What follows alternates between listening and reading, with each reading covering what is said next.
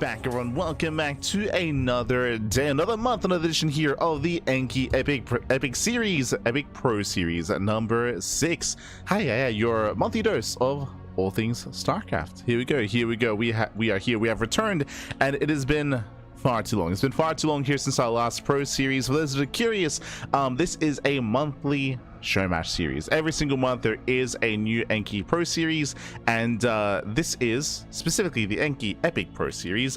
This is a monthly showmatch in StarCraft Evolution, SC Evo, not necessarily in StarCraft 2. So something a little bit different, something a little bit spicy.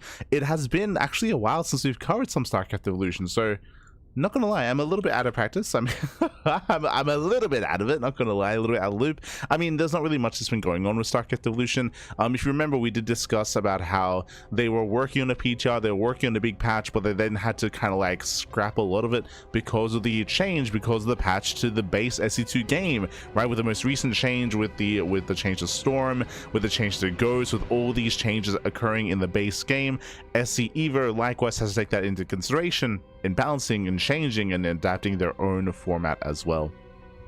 So because of that, when we jump into this series, it's maybe not going to be the most balanced, or maybe, I mean, there might be some glaring issues, there might not be. I mean, it is going to be a ZVT, to be fair, so I don't know if there's really going to be much that does change. ZVT didn't really change much at all, outside of the fact, of course, of Microbial Shroud, so that might be a factor. Likewise, Ghosts, true, did change as well, so we'll get into it. For the time being, though, welcome to a best of 9 between Rogue and ByuN. For those who don't know what StarCraft Evolution is a mod that does bring together Brood War and SC2 as a face-off against each other. Again, in StarCraft Evolution, it's only ever Brood War versus StarCraft 2. That's also, I did just mention how the game has been adjusted, has been balanced for that purpose, but with the recent change to StarCraft 2, I mean, that means that some things might be in flux, some things might be a little bit shaky, and might be not necessarily the most balanced of things. I mean, we'll find out. We'll see if there's any glaring issues as we are jumping into game one. Game one is going to be on Arkanoid. Let's go, baby, let's go.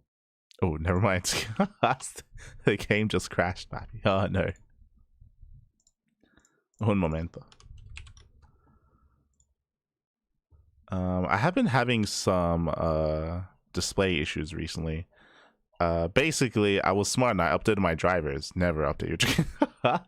And ever since then, I have had some display issues. So have to get around to trying to fix that at some point. Whether I have to like update my drivers again or just uninstall them, then reinstall them, I'll figure it out. Smooch, puppy, smooch. Yeah. But it's all good. We'll jump back in, get into our first game. And hopefully we're able to. Hopefully.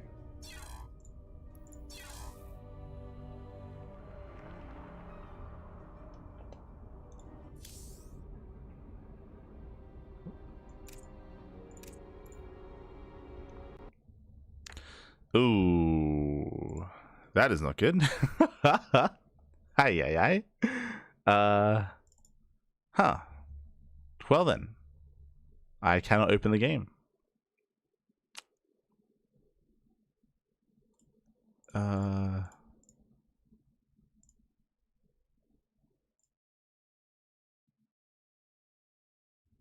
Yeah, it's one of those things where huh. I assume this is related to the display driver issues that I've been having, but StarCraft 2 is crashing. It is crashing. So we might not be able to cast this, at least not today, which would be a shame.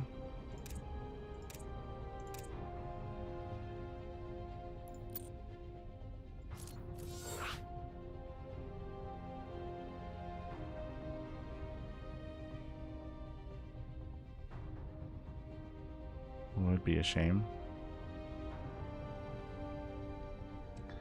I could try to resolve this and I guess bring up the stream later. I guess I didn't think I'd need to. I think no. Well, actually, I'm getting ahead of myself. This might even be an issue because I was casting yesterday fine. I wonder if this is an issue with StarCraft Evolution. I don't think there's been a patch since this event took place, so it should be fine. Oh boy. But that would be a shame if the replays were broken for this event.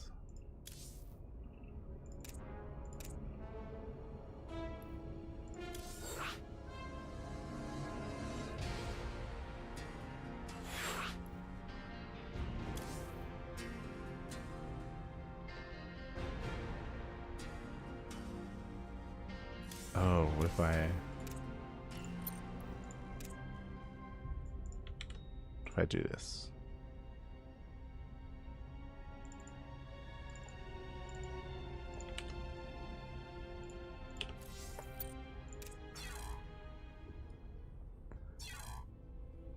Alright, we're gonna try one more thing. On a mass, Pappy, on a mass. Otherwise, yeah, it'd be a shame if we weren't able to cover this. Again, this is meant to be a best of 9 between Rogue and ByuN.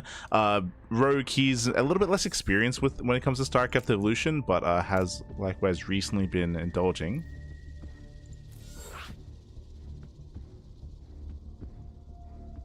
And we're going to be going on a short break. When we come back, we will either have the remainder, or we'll actually have this series, this show match, or we might have something else. So the original plan here tonight was to cover Rogue versus ByuN in StarCraft Evolution in the Enki Epic Pro Series. But if we cannot actually make this work, then we also have another show match. We have a best of 7 between herO and Reynor. The best of 7, the LiuLi Cup number 47 instead. So yeah, we'll see you soon, and hopefully everything is resolved. See you soon, Pappy. See you soon.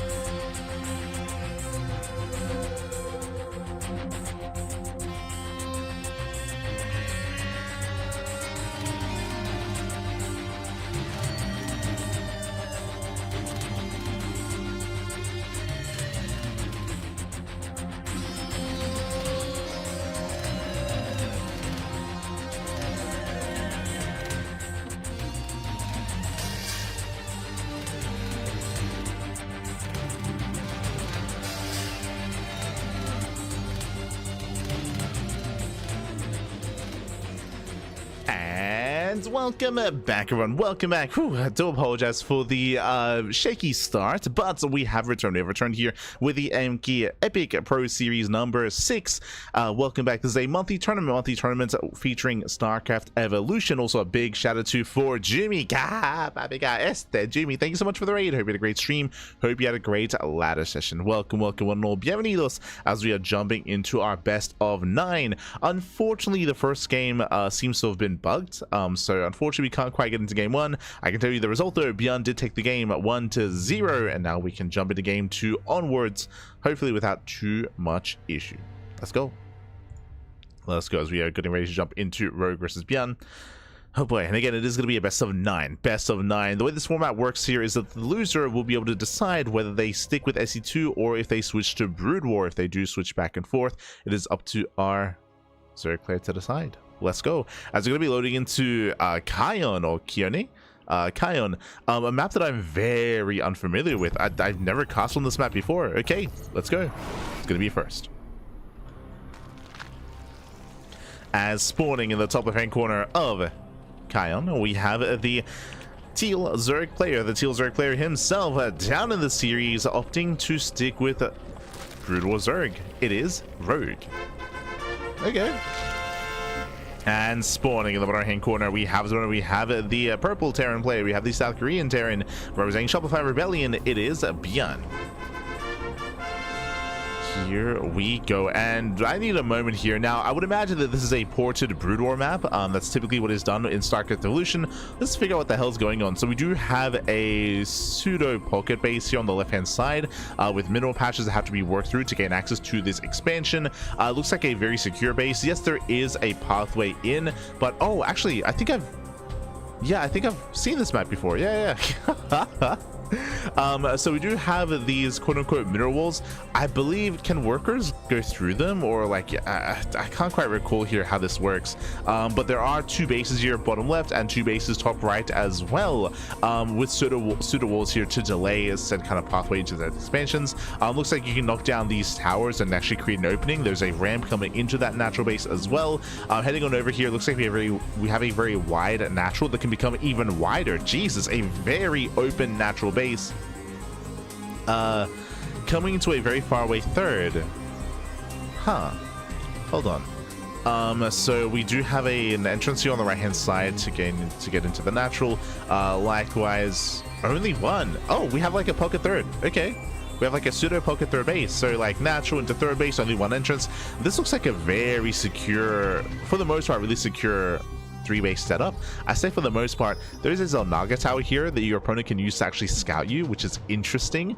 And also the bases are really spread out. So even though the bases are pretty secure, because they're very spread out, it is vulnerable to drop play. So drop play is going to be quite effective here. Multi-prong aggression, muted play, I can see that being effective as well.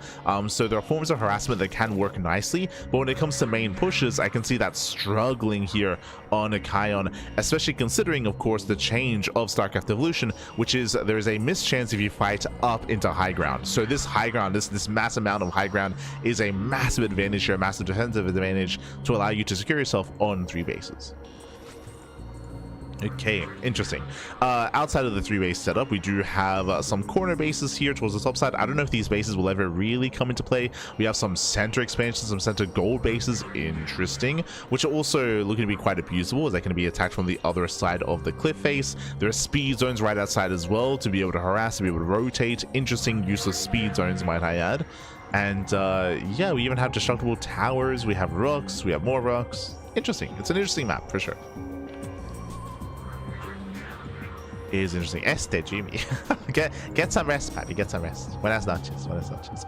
Meanwhile, we do have a standard opener here from Rogue. He pulls out a gas, gets more macro hatches, and is going into link speed while expanding and taking his 3rd base. So relative, I will say, a lot of expansions here. Relative greed, getting faster macro hatcheries here from the side of Rogue. Meanwhile, ByuN going for his own 3-max stim and timing. A very strong stim timing here coming out from ByuN.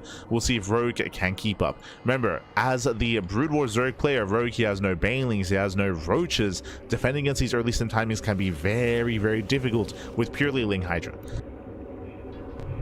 Rogue is not droning. Jesus, Rogue is not droning. He's massing up so many Zerglings. Lair is on the way behind this. This tells us that most likely Rogue is going Ling into Spire tech, just because, remember, Hydras are hatch-based and not Lair-based. So the rush into Lair, it leans more towards Muta play, or maybe something more sinister, like by rushing into Hive, question mark, but Mutas should be the go-to. So many Lings are made. They go for the bunker. Boys are being pulled.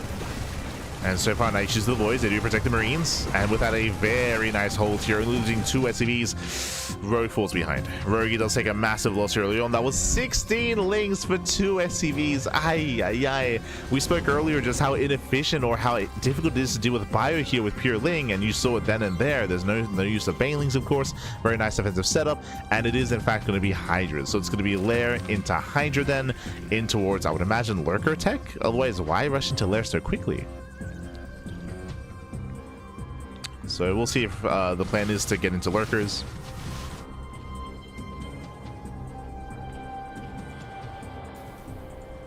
Meanwhile, we have these mineral fields. Looks like they're just regular mineral fields that you can mine through. And we have a high yield gas geyser base here. It's going to be quite accessible.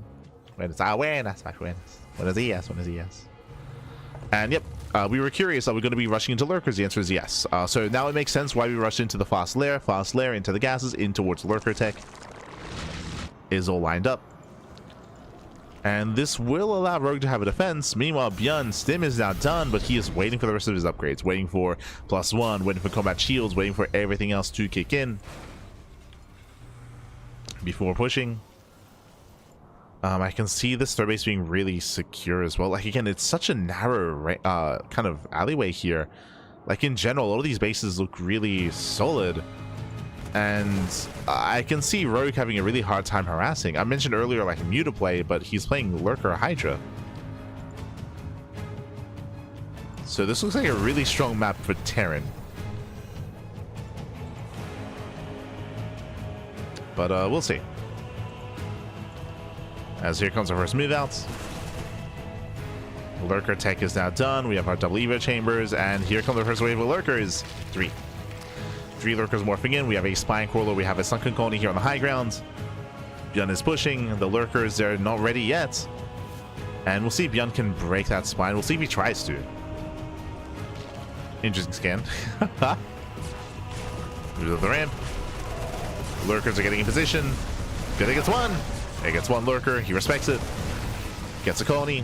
2 Lurkers left. Only 2, and we're dropping into the main. Thankfully, Rogue is in position. Rogue deflects. Oh, never mind. We have the unload going off. Yeah, there's the unload into the main.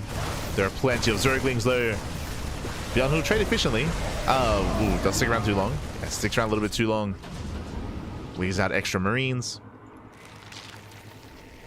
And Rogue is taking up in towards the Queen's Nest, in towards Hive. As drop play does continue. Rogue, he's defending decently well with the bare minimum. He's got 4 Lurkers, 2 in the main base, 2 in the natural. Drop does catch him off guard. Lurkers have to reposition. Does he get a Lurker? He gets 1. He gets up. He gets 2. Massive pickoffs. 2 Lurkers go down. 2 Lurkers left. Nice figures here by ByuN. And we mentioned before that this is going to be the difficult thing for Rogue to keep up with is drop play. Just because of how spread out these bases are. So defending your main, your third base, your would-be fourth, it's going to be difficult. As Rogue is being spread thin.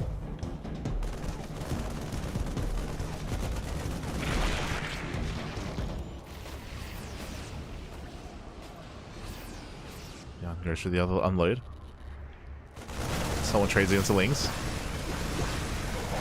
Oof. Once again, he does stick around a little bit too long here. He trades well, but he's bleeding out a lot of Marines. Jesus. Yeah, that was 6 Marines for 27. Like, I mean, it's still really efficient is the thing. So sure, he loses 6 Marines, but he gets 27 Lings. It's perfectly fine, Bobby. So still very, very efficient trades.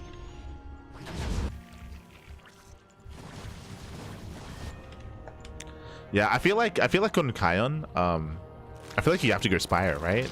Like, even if you're not going Muta, even just going like Ling into Hive into Ultra with Scourge support to deny the drop play, like, it feels like drop play is just so much more powerful here on this map specifically. And without having a secure way to deny drops, It's difficult.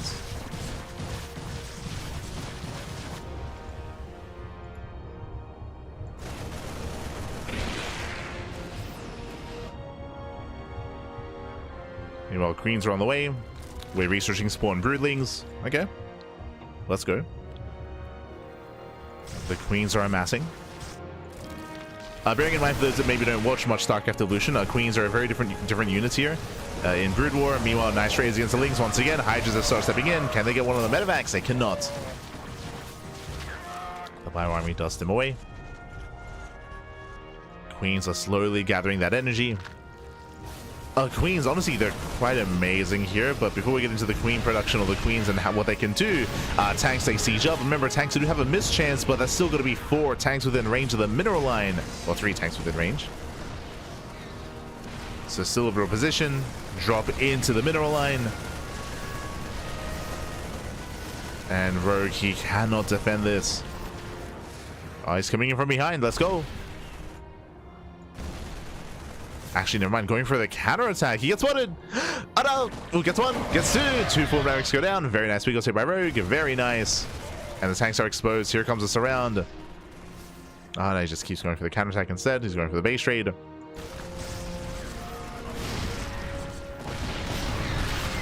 he's going up. Back at him, the tanks are a little bit exposed. Yeah, the tanks are exposed. They should be behind the wall. Yeah, so ByuN out of position. He will lose this army. That should not have happened. And Rogue is breaking in. He's breaking in. He's busting through into the natural. Rogue is racing. Sorry, ByuN is racing back home. And Rogue, he has potential here to deal critical damage. Again, ByuN, he saw the army. He saw the army. He saw the counterattack. He didn't react. And he will lose another tank. Now this will be cleaned up, and the question becomes, what are we left with here? So ByuN, he's on a 3-base economy, true, getting a 4th, getting his 4th base. He'll clean up every single Hydra. Lurkers, a rally in? Oh, that's a little bit wasteful here.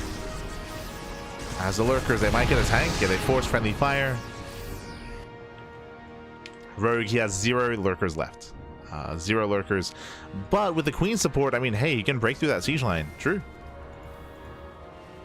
Like, Rogue, he has momentum. There's a lot of potential with these queens. Scan reveals the army. Rogue, he can't make use of this ledge, unfortunately, the same way that ByuN could. So Rogue is just now getting a 4th base, but again, a late 4th out of Rogue. Late economy. Yeah, the 4th base does feel quite difficult here for the Zerg player to take.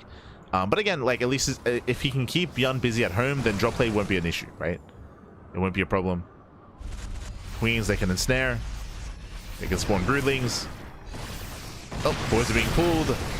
And he got the queens. They get 1. Ooh, just 1. There we go. They do rotate. Another tank should be going down. Should be the queens. Happy. There we go.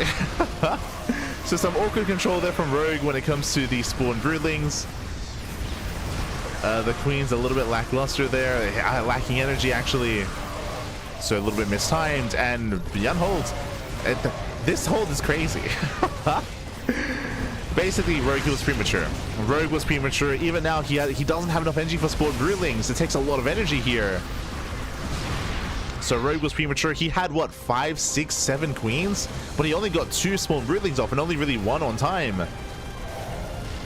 But that's something that you gain with experience, right? Like we mentioned at the start of this, that Rogue, he is more inexperienced with StarCraft Evolution. So he got a little bit too excited. He was premature. He moved in. He only had 1 spawn broodling available. And those tanks got so much more damage than they should have.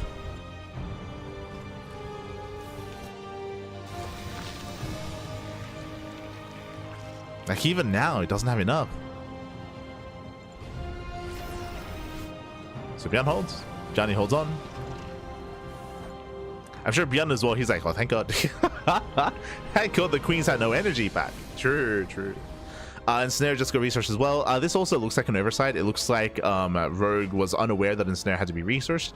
In the past, you could just produce the queen and it would already have Ensnare already locked in.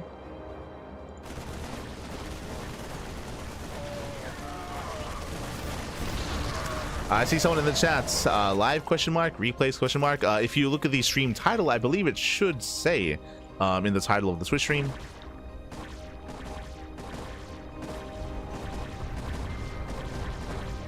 And the YouTube stream as well.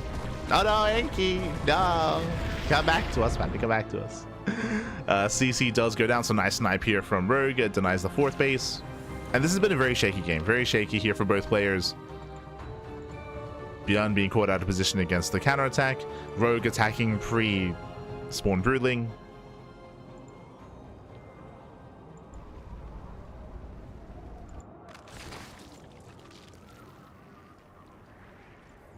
ByuN re-expanding, getting into ghost production. And again, it is imperative here that roRO maintains map control. Now he's got his high yield gas geyser. roRO can max out. And now with all these queens, and this time with enough energy for spawn broodlings, he should break the siege. I say that, that's still a lot of tanks. It's going to be 7 tanks, 8 queens. A lot of this will come down to the EMPs. If the ghosts can land their EMPs or land their snipes and deny the spawn broodlings, then ByuN can maintain this position. We mentioned earlier as well that it does look very difficult to break a 3-basing player on this map just because of the high ground and just because of the terrain. Obviously the queens help with that, and roRO is just mass expanding. This is the correct thing to do. Just mass expand, take the map, and contain the Terran on 3 bases. I don't know if roRO can stop this southern 4th base, to be honest, but ByuN is yet to attempt to take it. Which again, I feel like is just more about learning the map. Especially with roRO opening up the top side, like top right is not a base that ByuN can maintain. He found that out the hard way.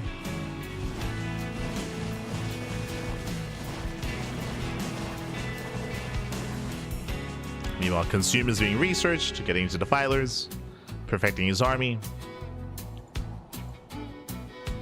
Oh. What's going on? Where are we headed? What's happening? Bappy. Wait, what? Where are we going? We're going for the center base. he's crazy. I was like, no, yeah, he should be fine just expanding here towards the southern side. He's going for the center base. There's no shot he ever maintains this. No shot. Like, this is illegal. Like, what are we doing? ByuN, you're crazy. I legit thought, like, where's he going? Nice and snares. The snares do connect. Ling Hai just started stepping in, takes over the main army. And again, this should have happened, right? Like, ByuN should never be able to maintain that center expansion. That was crazy. Ghosts were out of position. They weren't able to EMP. They were further back. So, yeah, ByuN know where he needs to be. So EMPs were a non-factor. And the command center will not burn down.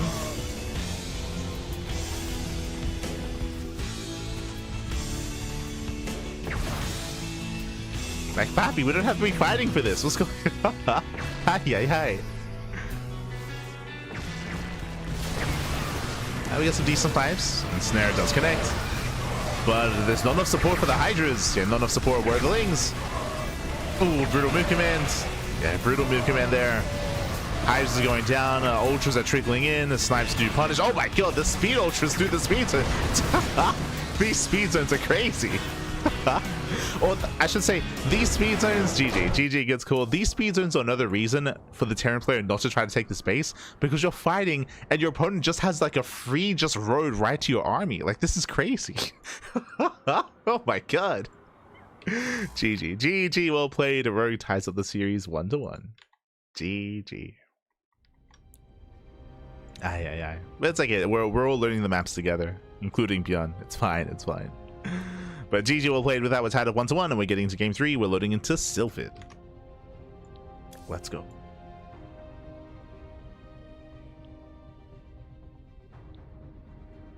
Pack it up, boys. We're going for a road trip. Oh no. But yeah, that was wild. That was a wild moment in a a wild setup there from ByuN. Again, I will say that he had momentum early on, but we did see that he was maybe he didn't quite respect the counterattack enough, a little bit ambitious, or maybe not entirely certain as to how to expand or where to expand. Remember, his first fourth base was top right, which was very exposed, considering that his opponent had already had already opened up that top side of the map of Kion. So top right wouldn't be taken, and we assumed he was going to take bottom left, but no, ByuN had his own plans. Crazy. Crazy, man. But here we go, letting into game number 3.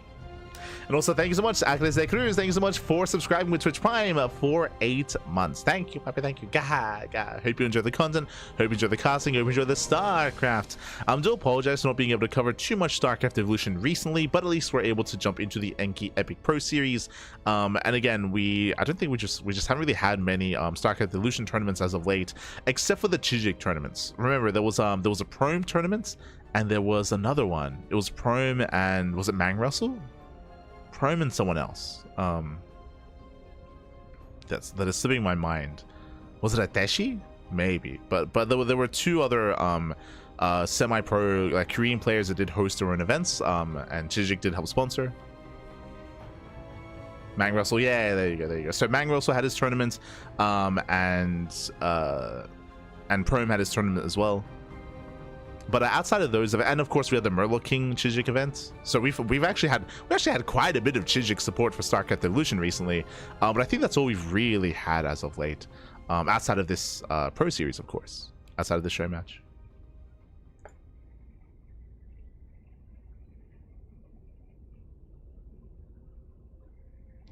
Evo ladder stream when? I might have a ladder stream later today. I don't think I'll play Evo ladder though. Like I probably won't get into that until I shake off all the rust when it comes to regular SE2 play. But I should have time tonight to ladder a little bit. Should have.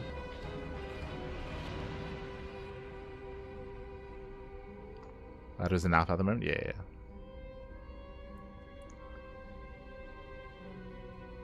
In the alpha.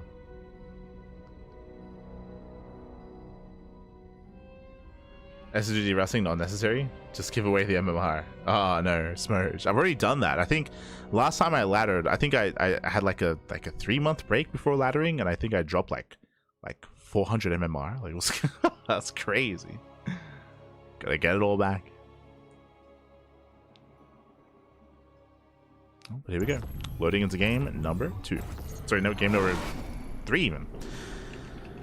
Game number 3 as we are jumping on in and spawning in the bottom left-hand corner of Sylphid. We have the blue Terran player. We have the South Korean Terran representing Chopper Rebellion. Oh, and rocking Brood War Terran this time. It is a ByuN. And spawning in the top side of Sylphid, we have his opponent. We have the red Zerg player. We have the red Zerg player himself. We have the South Korean Zerg representing Team Falcons. It is Rogue. So we're tied up 1-1. Am I crazy? Does this map look a little bit different?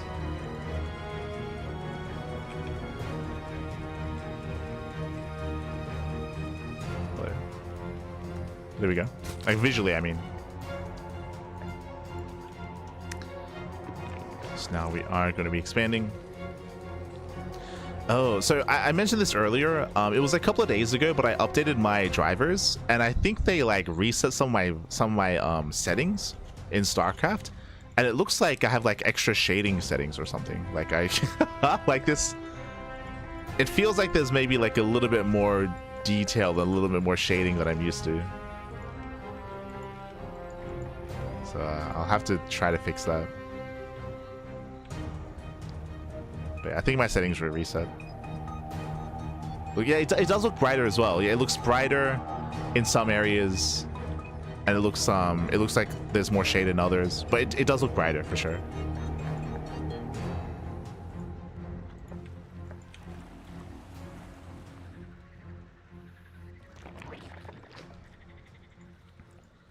Yeah, it's like hurting my eyes looking at the rocks. Jesus. I'll try to get around to fixing those settings before the next stream. For now, we are going for our 3 ranks. There we go, going for the early sim timing from the side of ByuN, to be expected. Meanwhile, Rogue is going very greedy here. He's going to be going for a gasless opener. Gasless opener here at Rogue. This is insane. Usually this is done when you have a really secure 3-base setup. When I say really secure, I mean it'll be easy to rotate back and forth and defend with queens. Here, I'm not so convinced that you can actually defend and protect your bases without lings and without link speed. I mean, we'll see. In regular SE2, if you're unable to do so and unable to keep up with your queens, then Hellions can dive in and roast up mineral lines and punish you. But of course, Hellions are a non-factor in StarCraft Evolution. So the pressure's going to be on ByuN to punish. We'll see if he can. Again, he's working towards a big stim timing, and Rogue should be opening up roaches. Because the gases are so delayed, because they're so late, usually you just skip link speed. You skip link speed, you go into roaches, and you get into a roach queen defense. The question becomes, how many roaches will Rogue have to defend against that stim timing?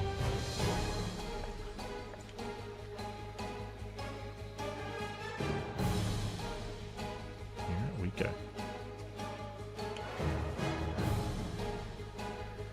Why Second One Zerg has SE2 creep and SE2 Zerg has SE1 creep?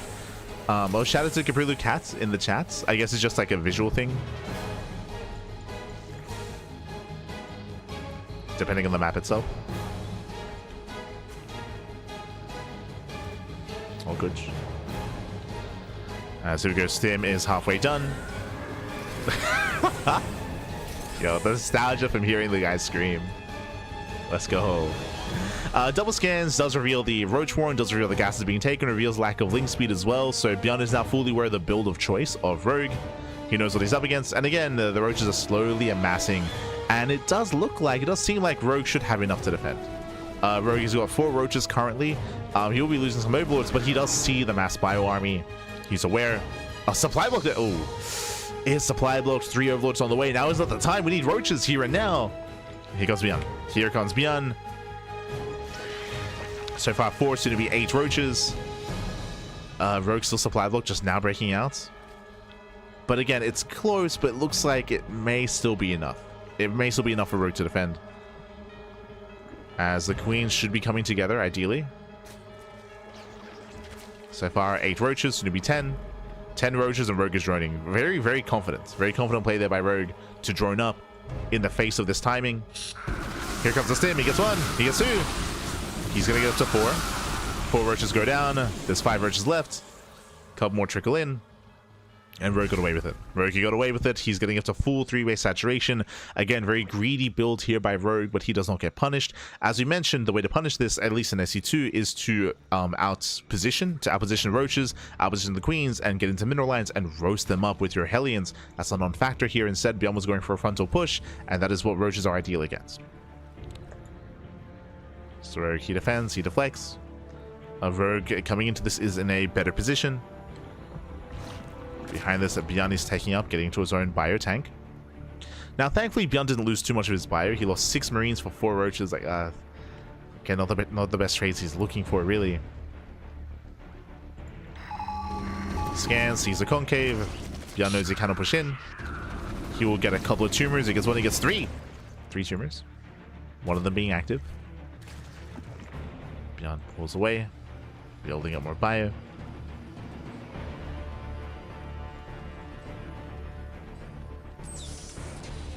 Chat, have not followed the scene for some years. LiuLi costs the CranKy tournament now. What do you mean?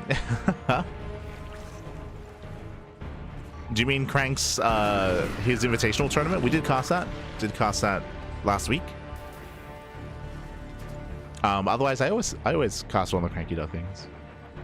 Except in the to be fair, except in the very beginning for the amateur stuff. That was like Steel Mold and like Lumia or Steel Mold and Kuro or Steel Mold and Yaku. True.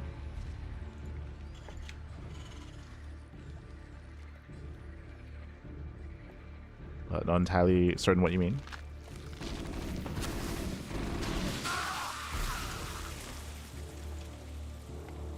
That's where it does poke out.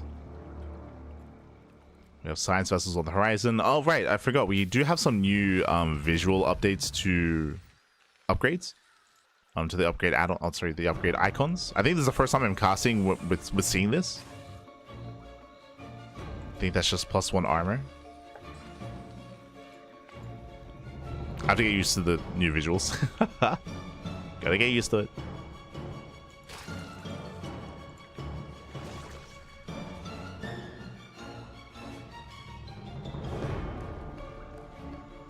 Been mostly away since about 2019, so I missed a lot. Ah, okay, I see, I see. Oh, 2019. Oh, I see. As we do have a radiate being researched, but when it comes to post 2019, that's actually, well, end of 2019 is when we started casting pro games and pro StarCraft. So you missed us getting into the pro scene. True. It was end of 2019 when we casted Copa America for the first time, and we casted VTL, which was the Vietnamese team league. And now we just cast everything. Now we look, if there's some StarCraft going on, then we're casting it. Most likely. I think the only things that we don't cast are like Wardy's like his like specific events. So like, I don't know, like Wardy October or the Wardy Summer Bash, stuff like that.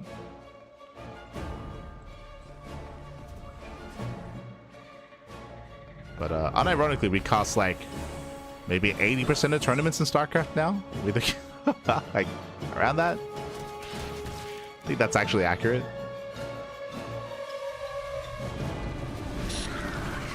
Like, for example, recently we casted Cellafest, we casted SC for All, we're casting RSL for the major stuff this month. Casted SSU Safe House, Home Story Cup, EWC, GSL. What didn't we cast? We casted Maestros, true. Yeah, I think it's just Wardy's tournaments. Like Wardy's TLMC tournament, Wardy Summer Bash. Like I think like the Wardy specific events that he hosts, I think that's what we don't cover. And Monday Night Weeklies. True, true. Monday Night Weeklies.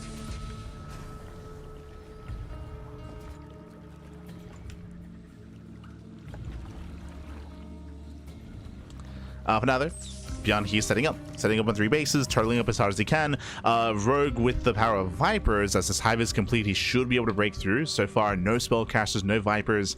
Rogue, he's still a little bit lacking in that respect. He's actually going for the Spire, can start to take up in towards Broodlords.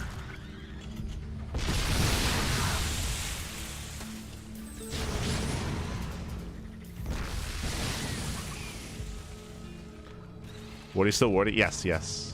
Nowadays, we cost more than Wardy. Fun fact: we we crunch the numbers for a couple of years in a row now. We do cost the most StarCraft out of anyone else. On our channel, I should say.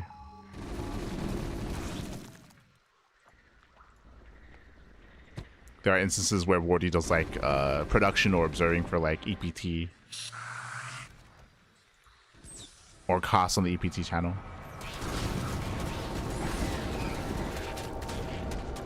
Or EWC. As Rogi does commit in, you see ByuN, he does pull away some of those Marines. So far he is holding on. When it comes to how we engage here, it's going to be up to the science vessels to commit to their radiates, to try to radiate the ultras, to shut them down. That's why we have the vessels moving forward. Also why it's imperative here that Rogue starts getting his own Vipers to try to break through these siege lines. Or at least Microbial Shroud with the Infestors. We need one or the other.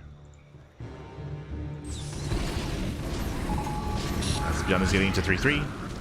From here, moving in. What does the Radiate do? Radiate, think of it like Parasitic Bomb, except on the ground. I mean, I say on the ground, like anywhere. Like, not exclusively in the air. Speaking of, here come the Irradiates. Irradiates here on the Ultras. Irradiates on the Ravagers. Lingbane is rolling in. All of Lingbane is going to be shut down, though. Yeah, nice damage from the Irradiates. Nice Concave as well. And ByuN, he will take this fight. He shuts down the army. Ay, ay, ay. So again, think of Irradiate like Parasitic Bomb, except one of the big differences is that Irradiate runs out when the unit dies. If you recall, with Parasitic Bomb, after the unit dies, the bomb still persists in the air. Here, the Irradiate expires when the unit does perish. That's why, ideally, you do want to irradiate high HP units like the Ultra. So Ultras, Ravagers, units that persist, that do survive a little bit longer, and it does AoE splash damage to the units around it. That's why the Lingbane died before it was able to engage. partially because of the tanks, but also thanks to the irradiates. So this really does punish the army from clumping. Does punish. As roRO does come into his counterattack, trying to buy some time. Strong fight here out of ByuN.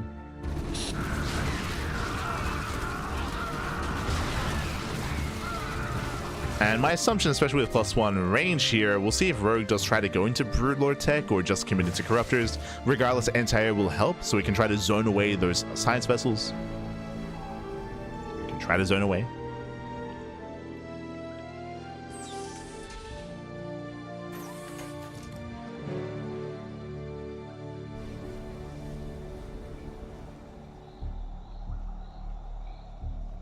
Think Parabomb versus biological units. Oh yes, true. I should also emphasize that as well, is that Parabomb is limited to being used against air-based units, so it has its own limitations. Irradiate likewise has its own limitations as well. It only does work against biological units. So there used to be like a move back in Brood War called, like, what was it, the Eraser? Where you would irradiate your own science vessel and then move the science vessel in to deal damage, right? And the science vessel will be fine because it's a mechanical unit, not biological. So again, like, irradiate doesn't really affect your mech units. So you can target your own units and then dive in. It's similar to the Hunter Secret Missile in StarCraft 2, if you recall, where you could target your own medevac and then boost the medevac in and then Secret Missile your opponents, right? Like similar in the sense that you'd use the spell on your own units to do damage. Meanwhile, roRO going for the drop into the main. Does go for the Doom drop. So far, ByuN out of position. Bearing in mind that ByuN's army is very immobile. Lings 8 bust in. SCV's going to be going down. Ay. ByuN does try to race back home. Yeah, it does attempt to. So far, decent damage. Drops, they continue. Ultras dropping in as well. But this time we do have an irradiate. Yeah, irradiate on the Ultras. And this does distract. This does do some damage at the same time the main army pushing in. No irradiates. Yeah, no irradiates here, but nice tank volleys. Bailings go down. There's one Ultra left. ByuN holds. ByuN, he does hold on. Does lose 16 SCVs in the main base, but again, like, these are like losses that ByuN can afford. You can afford, he can maintain this. He handled this well. And took a better fight in the center. Here we go. And hopefully we see ByuN set up some turrets here in the main base. He's very vulnerable to drop play. You can see roRO setting up for another potential drop. The drop lords are still alive. ByuN, he does retain most of his science vessels. And again, like, something that's a little bit concerning here for roRO is that, again, this entire time he's been very heavily reliant on just brute forcing his way through. When it comes to spellcasters, he finally has 3 Vipers, finally, but still no Infestors either. So do get another drop into the main.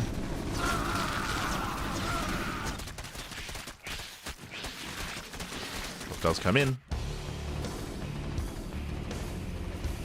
roRO, he gets into the mineral line. There the irradiates. Oh, the defense matrix, let's go. As the Ultras are going to be dealt with. Does hold. Lings, they wreak havoc in the mineral line, though. That's going to be 16 more SCVs going down. Drops it once again into the main. The main drop won't get much done, but the Lings here at the forward base, brutal damage. 16 SCVs. roRO is maxed. The drops continue. And this showcases the biggest difference between Brood War Terran and SC2 Terran. Where, once again, Brood War Terran is very immobile. Again, there are no medevacs, there's no way to, like, drop in between the bases. Yes, there are drop ships, they do exist, but they're nowhere near as versatile. Nowhere near as valuable or effective. The science vessels are helping, though. Do irradiate.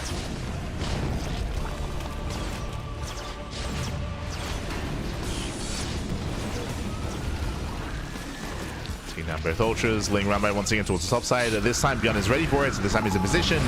Nice scan. Does scan in time. Do have another Nidus. Oh. It does irradiate, but a little bit late. Late irradiation. Oh god, brutal swipes from the Ultras. But ByuN is holding. holding, cleans up all the Nidus worms. And Rogue pulls away.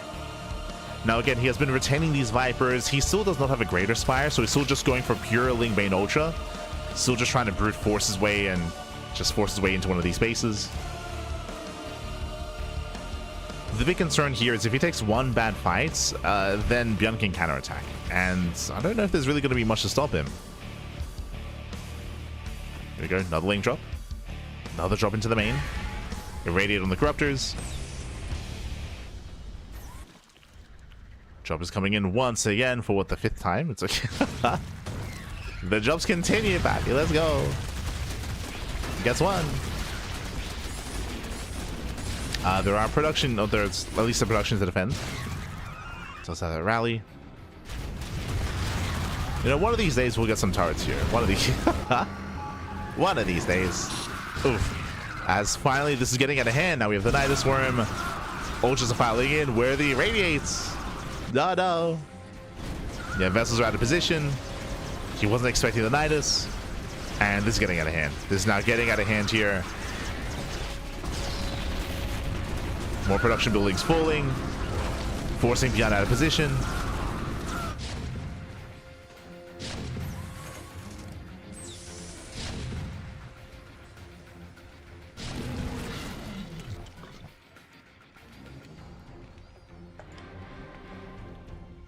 ByuN rotating back in.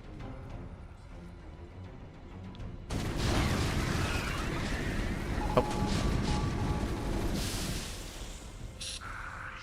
Does rotate in, does push towards that center base. Finally, ByuN's able to apply some pressure. At the same time, we have more Nidus Worms. The Nidus, Bappy. You know what, let's go. We have Power Bomb versus Irradiate. Bailey's crash into the tanks. The tanks extra 5. ByuN is forcing his way in. At the same time, here comes a Nidus. And ByuN is not ready for this. No Radiates back at home. Roki gets into the main. And ByuN turns around. Ooh, ByuN, he turns back around. He doesn't commit. Nice SimCity.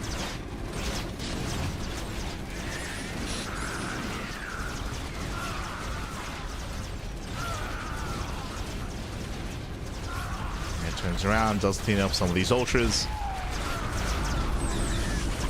I mean, these are still expensive trades here for Rogue, true. Expensive. One base goes down.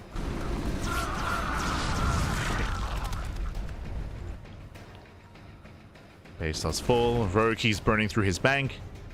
He's on 90 drones, but may not be the best saturated here. Yeah, he's long distance mining. Not the best saturation. Ultra gets 1, gets 2 tanks.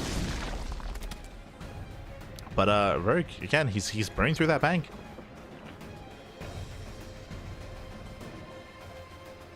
ByuN is maintaining himself. And most likely, ByuN's next expansion should be this one, right? Should be expanding towards Rogue. Expanding forward. We'll see. I mean, the advantage of expanding towards the south side is to finally stop the drops. Can he finally stop them?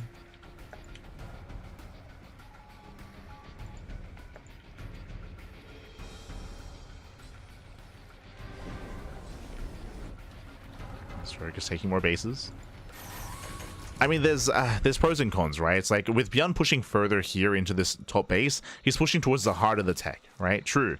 But these bases also, they're not really too important. There's no mining, right? There's no mining, there's no economy here. If he were to expand towards the south side and push towards the south side as well, he can also be denying the economy of Rogue at the same time. So it depends what you value most.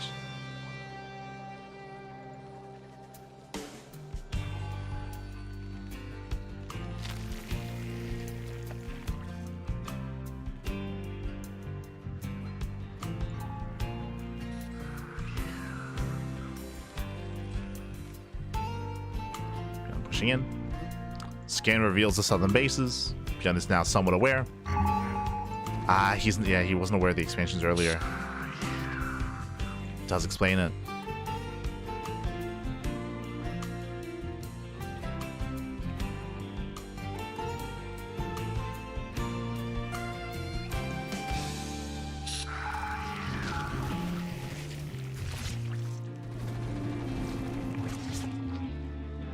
Swarm host?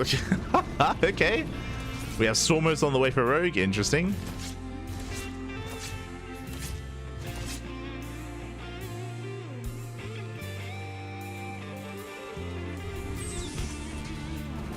Vipers are coming in for the power bomb. Cells land 2, lands 3. Cells land 3 power bombs. And science vessels, they will barely survive.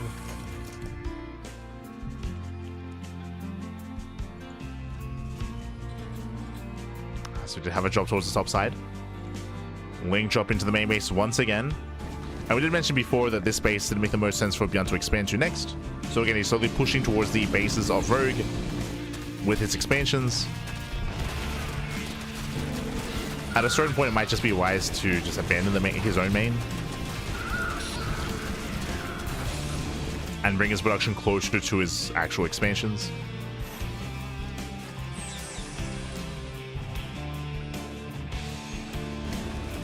As Naya storms continue, ByuN, he does notice.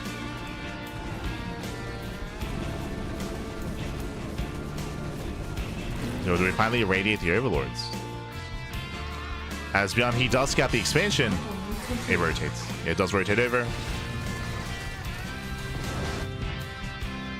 Nice into the natural, but at least now he's spotted these expansions.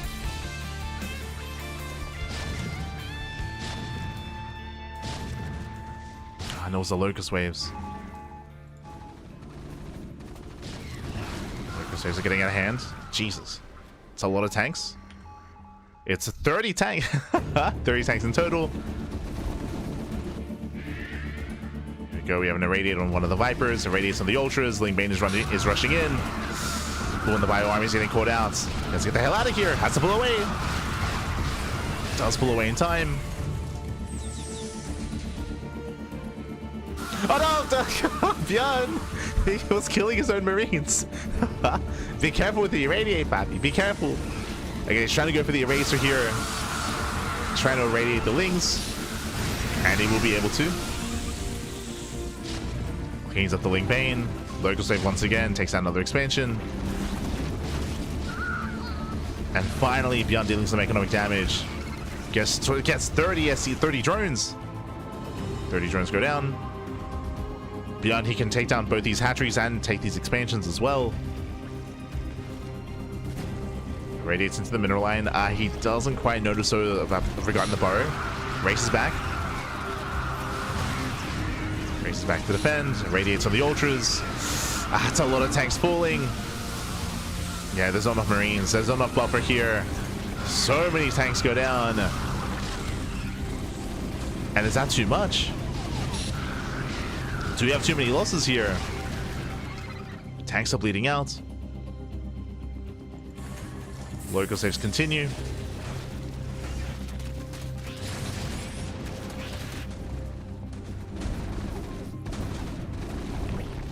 I mean, it's going to come down to the economy here. ByuN, he has potentially 2 bases to expand to. At the same time, Rogue, he doesn't really have much mining. The drones are borrowed. Irradiated on one of the drones.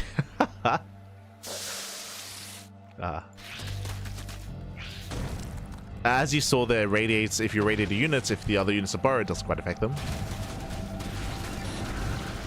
Does not affect. Wings, they catch up more tanks. Oof, more SCVs going down. Brutal damage here. Losing another 20 SCVs. Ay, ay, ay. Losses that neither player can really afford here. Looking for the Swarm Host. They're rotating. Swarm Host towards the center. He wants those tanks. Tanks are exposed. Here comes a Locust Wave. Get out of here. The Unsiege. Oh my god. You lose 1. Thankfully, only 1. That could have been all 5. Gets 2. Gets 3. 3 tanks go down. Rogue is remaxing with Mass Ling Bane.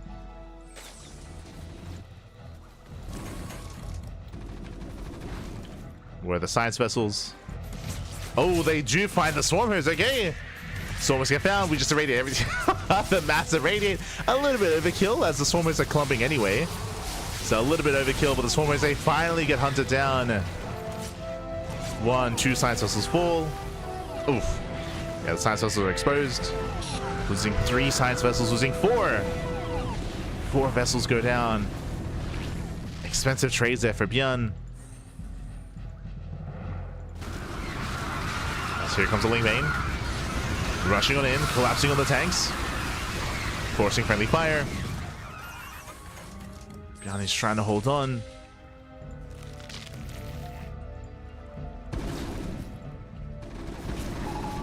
And he's pushing towards the mining bases.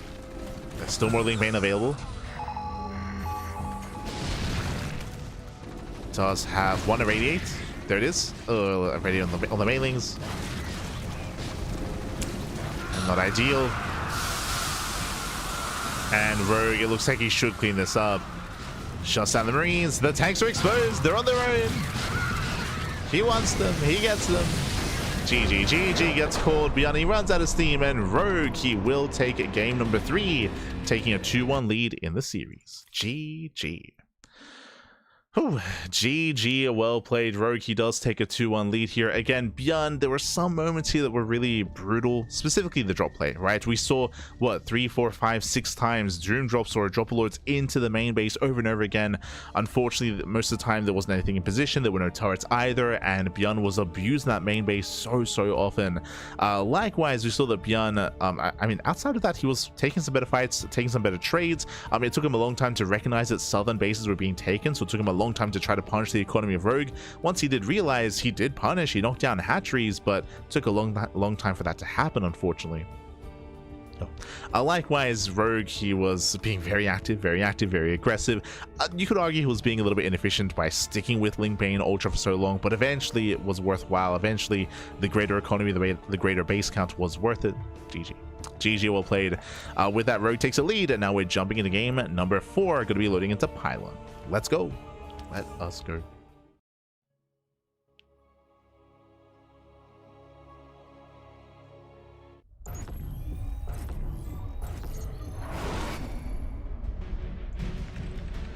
And spawning in the top left-hand corner of Pylon, we have the South Korean Terran player. We have the blue Terran down in the series. We'll see if he can bounce back and keep up in this series.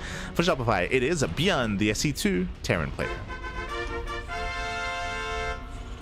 And spawning in the bottom right-hand corner, we have the Brood War Zerg. We have the red Zerg player himself for Team Falcons. It is Rogue. Here we go. Or you can irradiate your own science vessels and Leroy Jenkins into a polar buy. Yes, as we mentioned, that was called like the eraser, right? When you irradiate your own units and come in.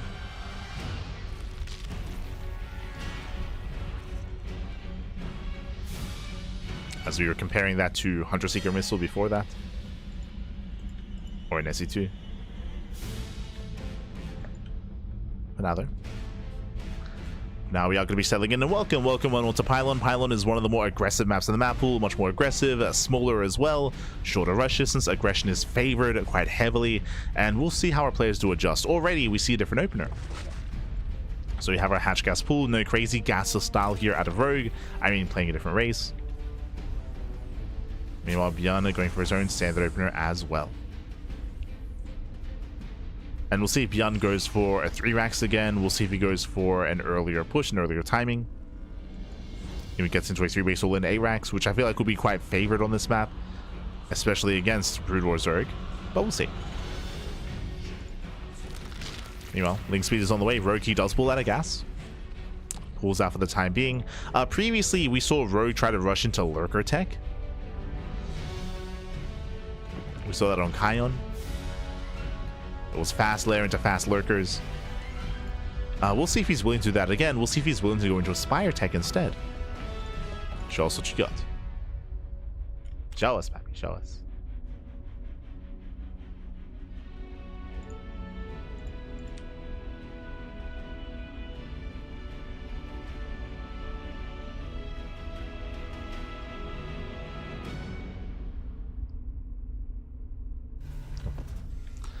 So far we have the second Rax. We're expecting a third Rax as well into that 3 Rax sim timing.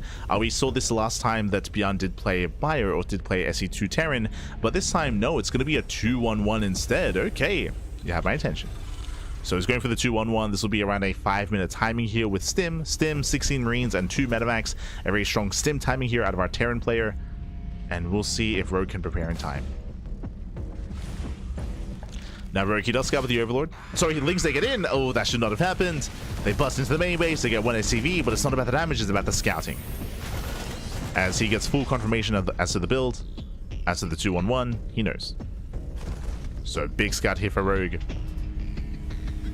Fully aware of what's going on. Even delaying the even delays the factory.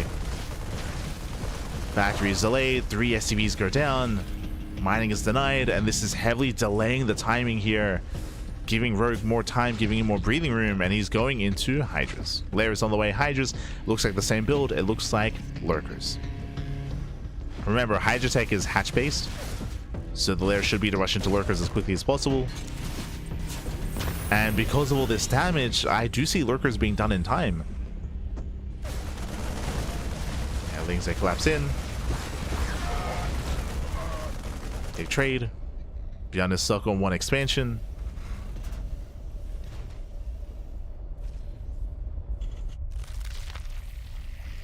And there's that Lurker tech. As I mentioned, it's on the way. So rushing to Lurkers.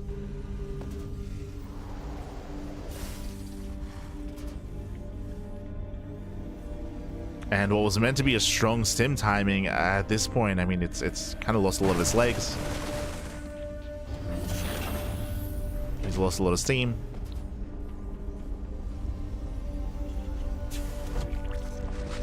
And Rogue can get comfortable. He's being less greedy than the game on Kion. You can see that he's going for a delayed macro hatchery and a delayed third base.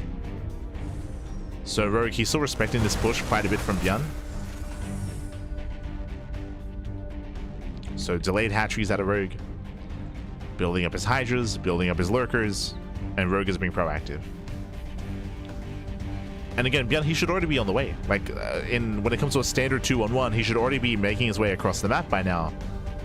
But he's stuck at home. He can only afford 1 medevac at a time. Oh god, that is brutal.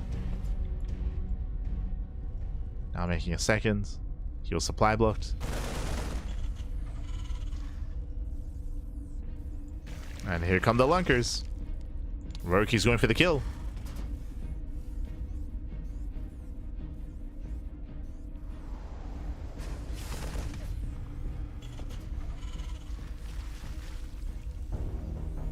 B for balance. This is on ByuN. Like the entire game state and everything falling apart.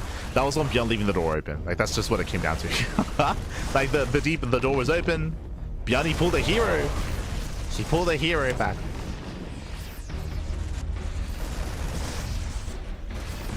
Like everything snowballed out of control. Ducklings getting into the main.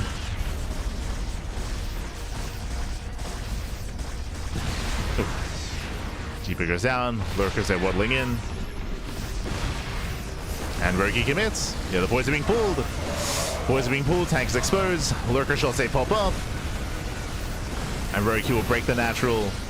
Takes down the tank. Once again containing ByuN on 1 base. It does contain.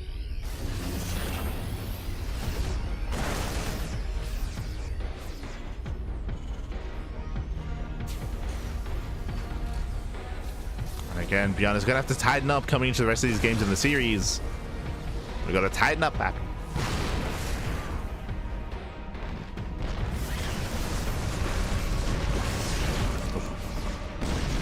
Lurker shots are popping up. ByuN, he will eventually break out. So nice spread. Gets one of the Lurkers. 1 Lurker left.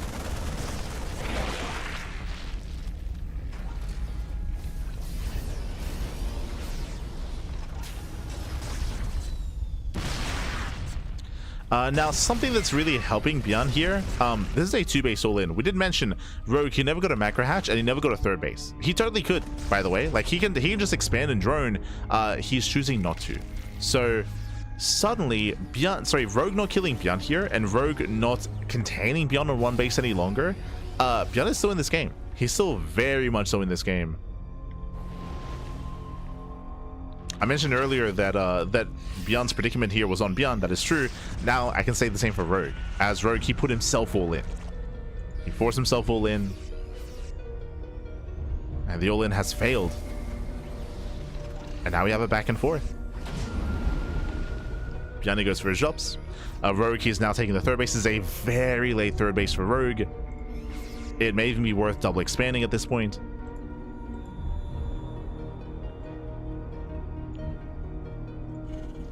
So we're getting messy. We're getting messy. Both players getting uncomfortable in their own ways.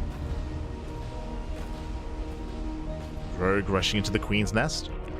Going double Evo chamber without even 2-base saturation. Rogue, I don't think he can even afford this. Like, what the hell? He's being so tech heavy here without even being on 2-base saturation. This is quite greedy. This is very greedy here from Rogue. And if ByuN stays at home, then Rogue will get away with it. We'll see if ByuN moves out. Drop pulls away. Yep, ByuN is pushing. Good call. And again, Rogue investing into double Evo chambers, double upgrades, Queen's Nest, gases as well. Investing so heavily here on his tech, and that's not going to help in the defense. Rogue, he's in danger.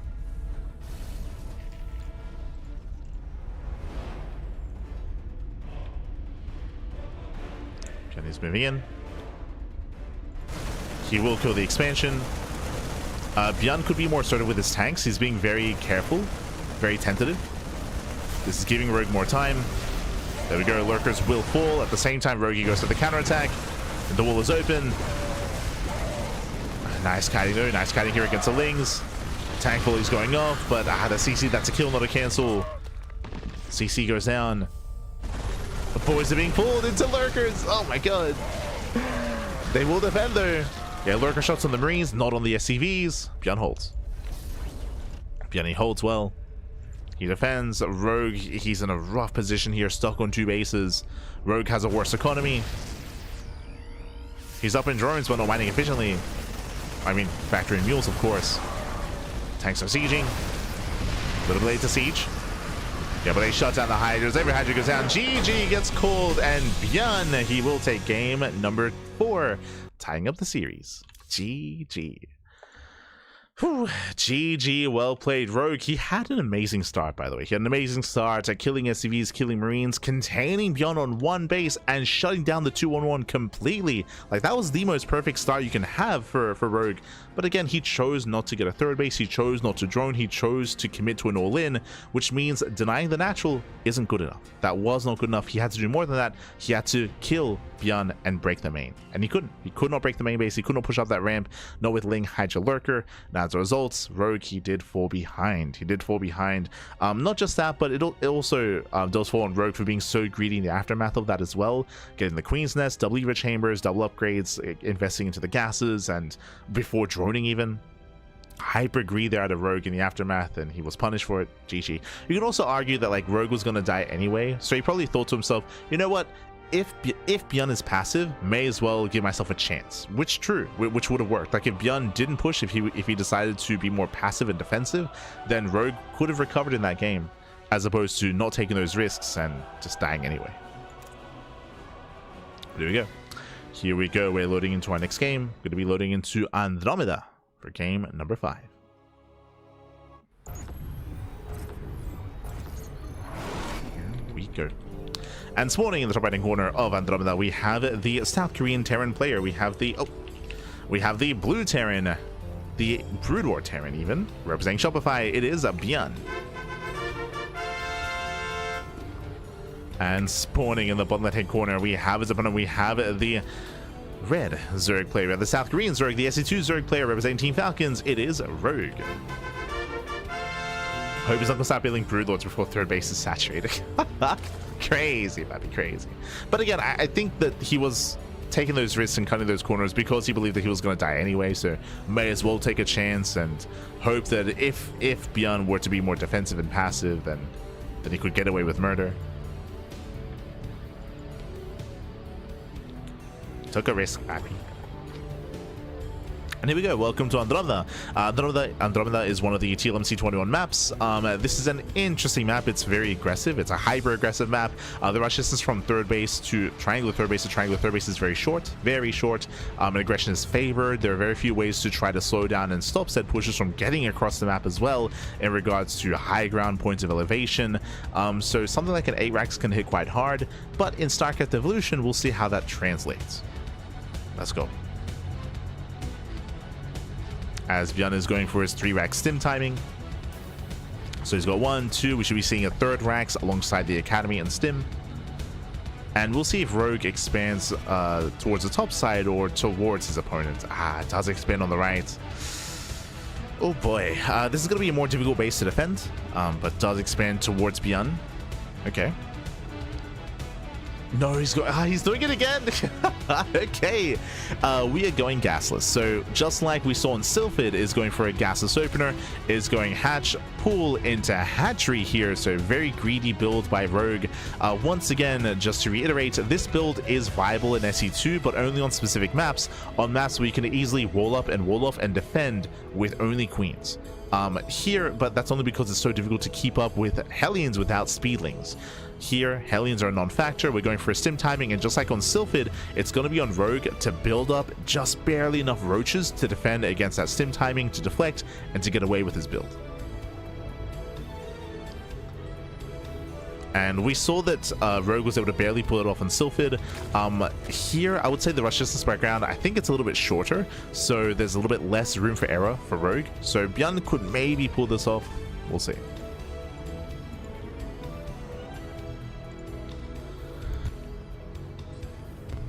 I'm getting ahead of myself.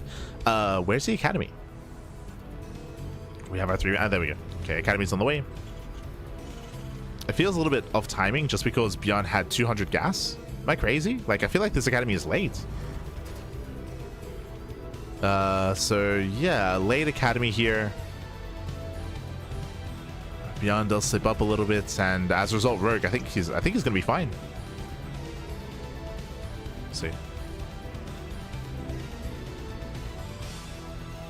Medics are on the way. Sorry, medics are on the way. Roach Warren is almost done. And if you recall, I believe Rogi was able to defend with, was it 5 roaches? It was 5 roaches and like a reinforcing extra 4 roaches on the way. So 9 in total. Double scan, spots the build, is now aware of the roaches, is where the gasless opener. And we'll see what ByuN can get done. Here come the first wave of 4 roaches. Here come the first 4. And we should be seeing 1 extra wave behind this as well. Oh, Rogue is being greedy. He's droning. Okay, so instead of defending with 9, he's going to try to defend with 4. 4 roaches, 2 queens. He's squeezing out a couple of extra roaches here. So again, this is a very greedy setup here from Rogue. It is close. ByuN stims in. No, 10 seconds away. No, I mean, we spoke about it, right? The Academy was late. Like, we spoke about that. Academy was late. This gives time for the roaches to pop out.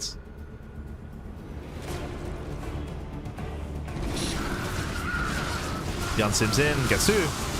Gets 2, gets 3 roaches. And Rogue defends. Yeah, Rogue, he does defend. He will shut this down. And Rogue, he does get away with his greed. He does get away with his extra droning as well.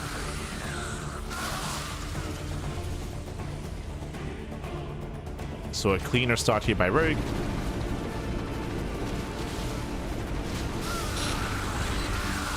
And yeah, it does feel like this gasless opener is just so much more viable against Brood War Terran. Like, it just feels that way, of course. I mean, I say that technically, if ByuN was playing mech, and if he was opening up Vulture, that would be a way to punish this, for sure. Yeah, true.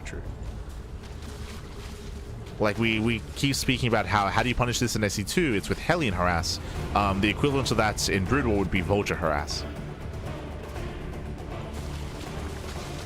Of course, the downside is you'd have to blindly assume that Rogue was going to be going gasless to punish him.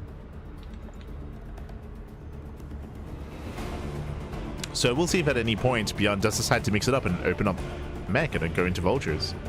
Obviously not this game, but like in a future game. Remember, it's Semester 9, plenty of games, plenty of time to adapt. Go double infestation pit, let's go. We got the double pit on the way. This should be Roach Ravager into Infestor into Ultras with Hive Tech. That should be the plan here. Yep, there it is. Hive is on the way. This is the standard follow-up after you open up Roaches. So you go Roaches into Hive into Ultras. The downside here is that the Ultra upgrade is going to be delayed because plus on melee is delayed because you're getting to plus on range. But there should just be plus on range and a plus on melee. He just cancels anyway. Doesn't even let it finish. And again, the big power spike for Rogue is going to be his Ultras. That's going to be the big power spike. We'll see if ByuN can try to kill him, if not stop him from getting there. Okay, stop from taking up into Ultras. For now, poking out.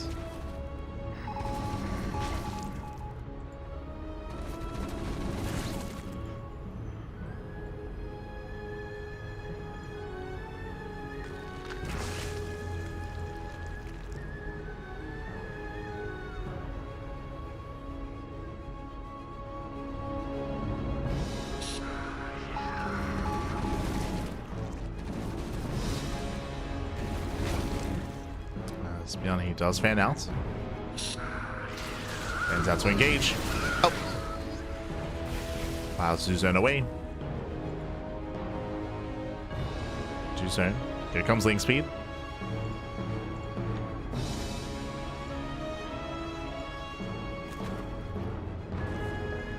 Ultra Cameron's on the way. We spoke about it. This is the big power spike for Rogue is Ultras. Can he get there?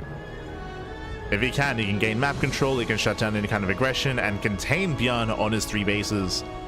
Getting a 4th base on this map is very difficult. Very difficult.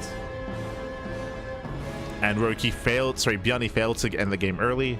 So ByuN's going to be in a rough position here. Again, the 4th base is just so open.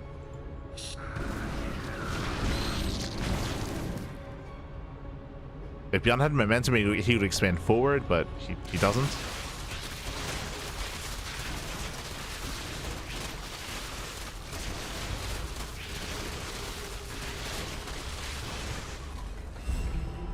Yo, No Shot Andromeda is a part of like the tournament map pool for StarCraft Evolution, right? Like, no shot. I mean, we haven't seen any SE tournaments yet, so we don't know what maps are being used. This might just be for Enki's event. True.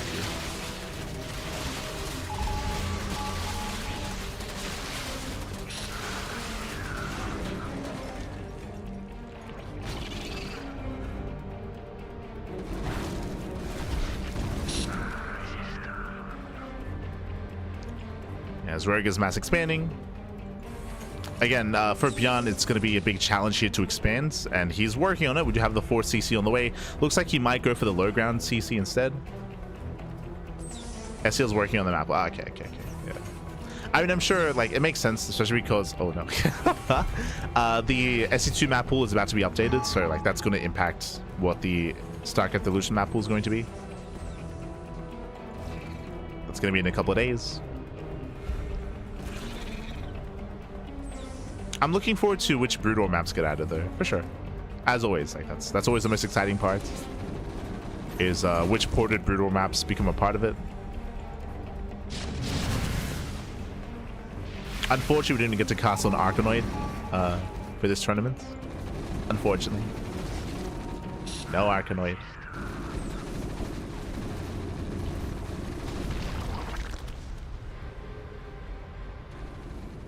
Yo, we bringing back Paradox, so we bring back Paradox, papi. True. As the Ultras have arrived, we see ByuN getting ready for his expand. Does go for the linear 4th base. Rogue coming in from behind, throwing away his roaches. We'll get maybe 2 tanks. Oh. Ooh, just one. Just one. Ah, that gets a second. Okay, second tank goes down. Can we get a third tank? Oh no! He can! 3 tanks go down. Lings, they flood into the bases. They flood into the main. They get into the mineral line. Meanwhile, ByuN is pushing. Now, on the one hand, ByuN, yes, he has struggled to expand. That is true, but ByuN the entire time has been turtling and massing up a death bull of an army. So, even though ByuN's economy is lackluster, his main army can still win the game. And thanks to the short rush distance, he can push in and try to threaten the bases of the third base of Rogue. So, where are we headed? It's a very blocky eBay. Let's go. ByuN is rotating over towards the top side.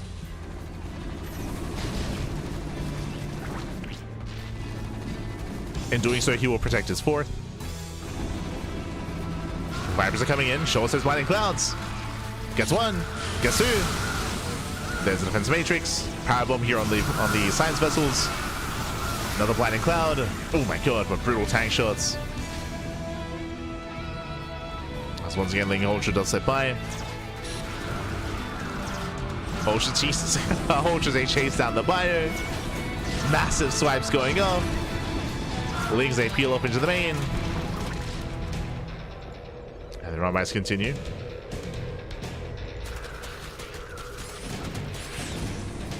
Run-bys do continue. Getting 7 SCV kills. The wall is going to be broken. And ByuN is committing it. Oh, he gets 1 Viper. Not bad. Gets 1. That shouldn't have happened. For the defense matrix, we do land a power bomb. Gets a blinding cloud. Oh jeez, the swipes are so brutal though. The ultras, they once again pop up. Yeah, insane hits. I mean, hey, they have all the armor upgrades, and they give chase. They give chase to shut down the Marines. Marines do fall again. Where the science vessels not around for any irradiates. And radiate was never researched. No shot. No, I was curious. We have 1 science vessel, but no irradiates back. Even without irradiates, there's no answer. There's no answer to the ultras. Heroic, he's done it. He snowballs out of control. Rushing across. ByuN, he never did saturate the 4th base, which to be expected. And GG gets called a Rogue. He does take the lead in the series, 3-2. Whew, GG. Does take a lead.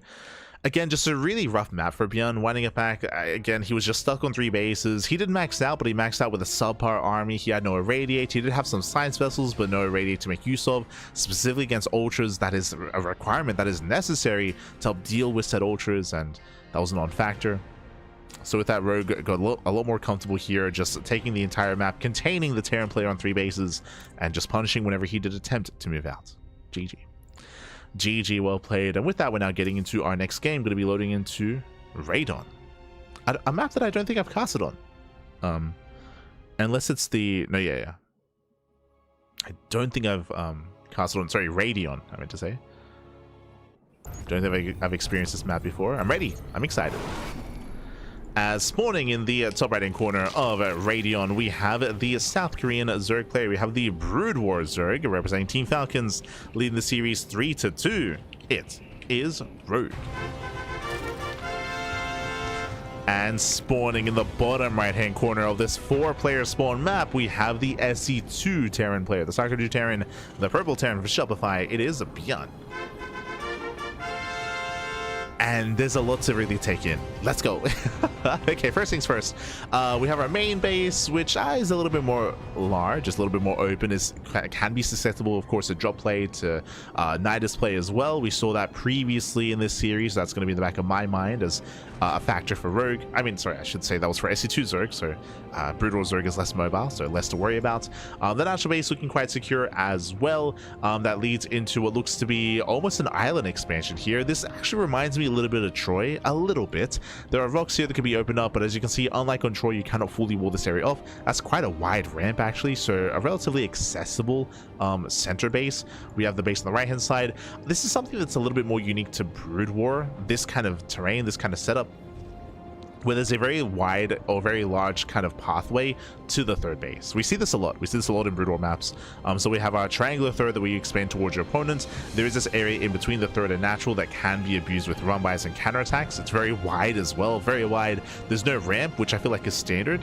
Like in typical SC2 maps, like I'm thinking of Eternal Empire. I'm thinking of what else am I thinking of? The one that's underwater, Abyssal Reef as well. Usually, if you have a layout like this, we do have high ground in between the bases, and there's usually like a ramp here and a high ground to defend against any kind of aggression. That is not the case in a lot of Brood War maps.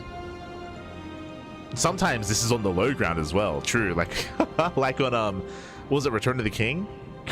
That's a crazy map, by the way. Like I still can't get over Return of the King. It was wild.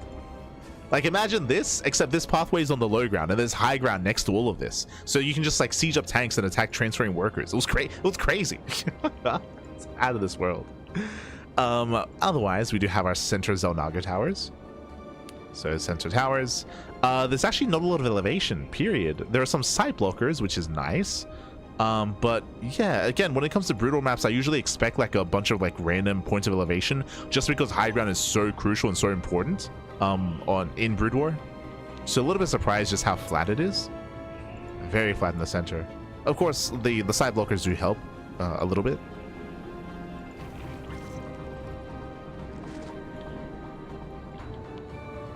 Wait, is there any elevation at all outside of the main, I guess? And I guess this center base. True. Interesting. Meanwhile, Roki does take his expansion. Checking the vision here, Roki has found his opponents. We do see a 2-on-1 once again out of ByuN, and he has not scouted at all. So no SCV scouts. We do see that Roki could be bottom left, top right, or top left. Any spawn location is possible here, and it's going to be up to ByuN to confirm which one it is. And this time his 2-on-1 is untouched. Remember, we were discussing ByuN's build on Pylon and how ByuN did mess up, right? ByuN, unfortunately his wall was open, the Ling run by just snowballed out of control, and ByuN had a very shaky start to Pylon. He did recover, did win the game, thanks to Rogue committing to a 2-base all-in, more so than ByuN having a secure early game. Like, it was a very shaky early game on Pylon. Here he has more breathing room. Here he can get into his 2-1-1 crisply on time. So Stim is finishing, add-on swap into Medivacs that he can move out across the map and get into his game. So now we can actually see ByuN's build that we saw in Pylon actually come into play. So here we go. There's the add-on swap, Medivacs are coming, and ByuN is dropping. It did not last that long in the pool, but Light was scarred for life. I have had nightmares about Return to the King. Nightmares, man.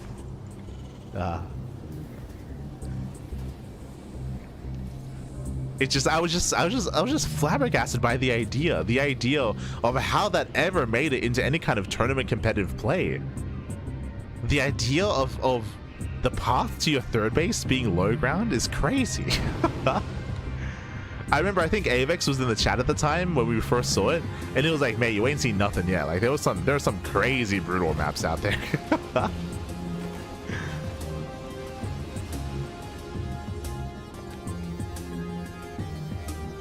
Yes, I'll never forget about Return to the King.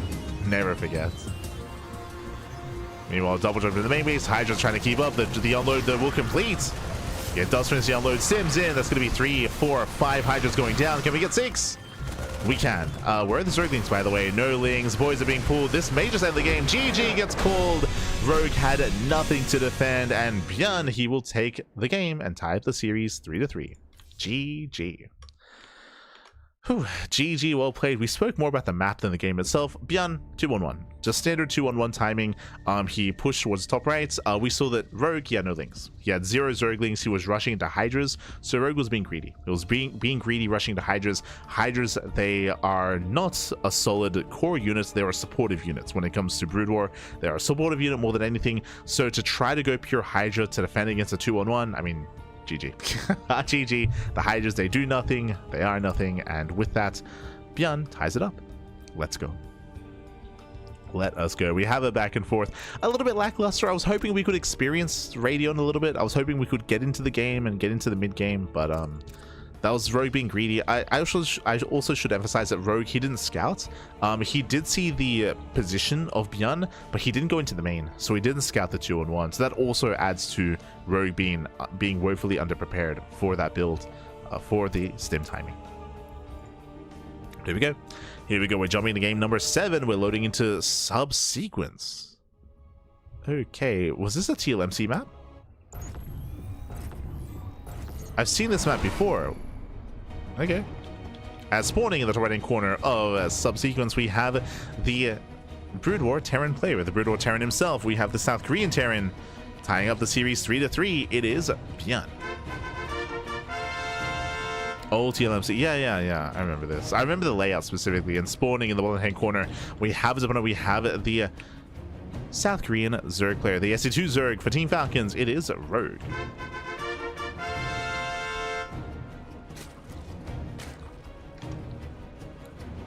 This is Sequencer, but smaller, by the one and only -0. Let's go.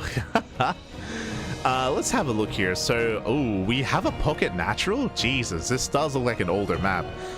So we have our main base coming into our secure natural. The entrance here is a little bit wide. True, it's a little bit wider. Looks like there are tank positions here that can get within range of the gas geysers. Meanwhile, this base on the left-hand side is very secure, so very secure expansion. But where are we going?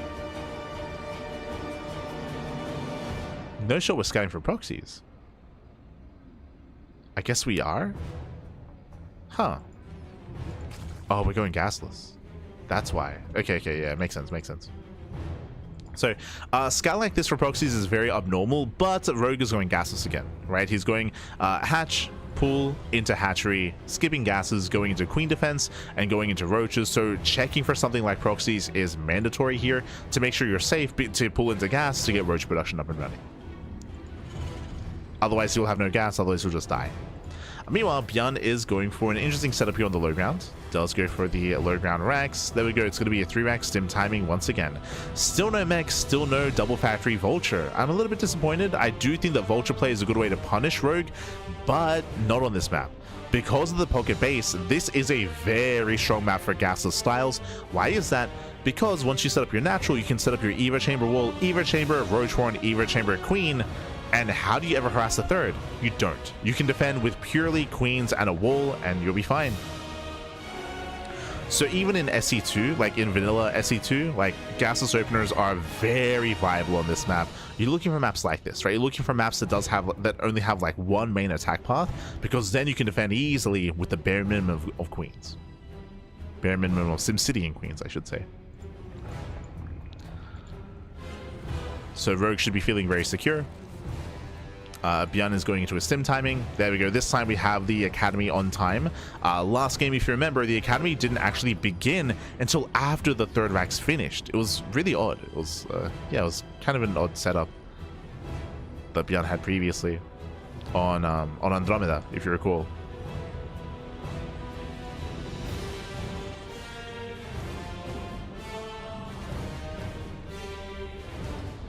But here we go. Here we go. Stim has begun.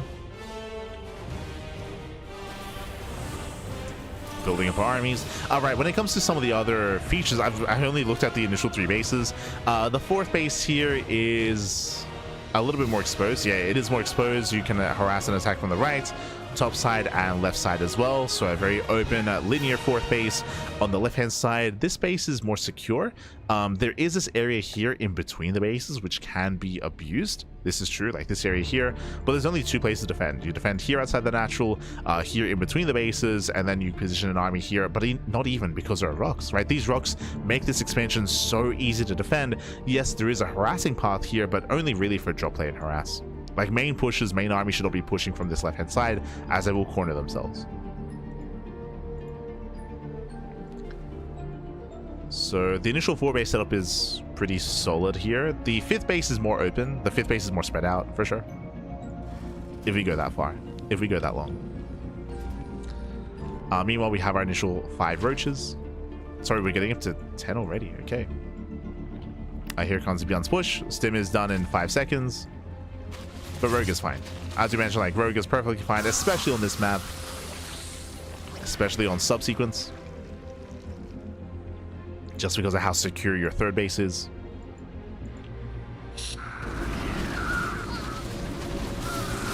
Again, there's only one angle of tank, one roach goes down. A very nice attack here from Rogue, and ByuN is going to be forced all the way back. Oh, likewise, I can actually see roach all-ins hitting quite hard on this map as well. I mean, there's no ramp here. You can break down these rocks, attack from a different side. I can see potential. For now, though, we're backing off, we're droning, Lair is on the way, Evo Chamber as well. Once again, just like we mentioned previously, the goal, the big power spike, should be for Rogue to go in towards Lair tech, in towards double upgrades, in towards Infestation Bit, in towards Ultras. Like Ultras, that's going to be the big power spike for Rogue. That's his end goal, his win condition. That should be the case at least. Only one Evo Chamber, there we go. Second Evo Chamber is on the way. ByuN is being active. He rotates over towards the right hand side.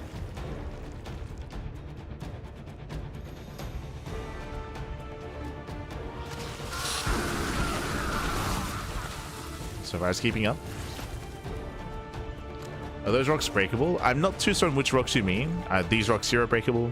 These rocks here are breakable. These rocks here are breakable. Or destructible.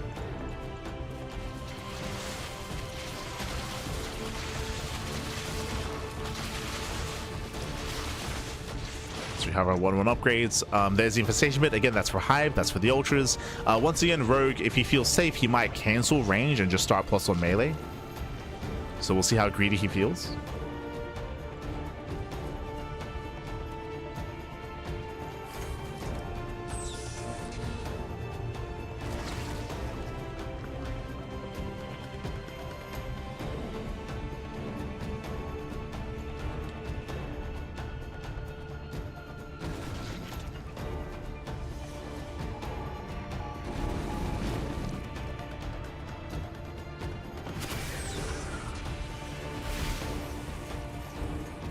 Oh, Jesus, we just pulled the boys. Okay, 2 base all in. Oh my god. ByuN catching me off guard here. I do like this actually.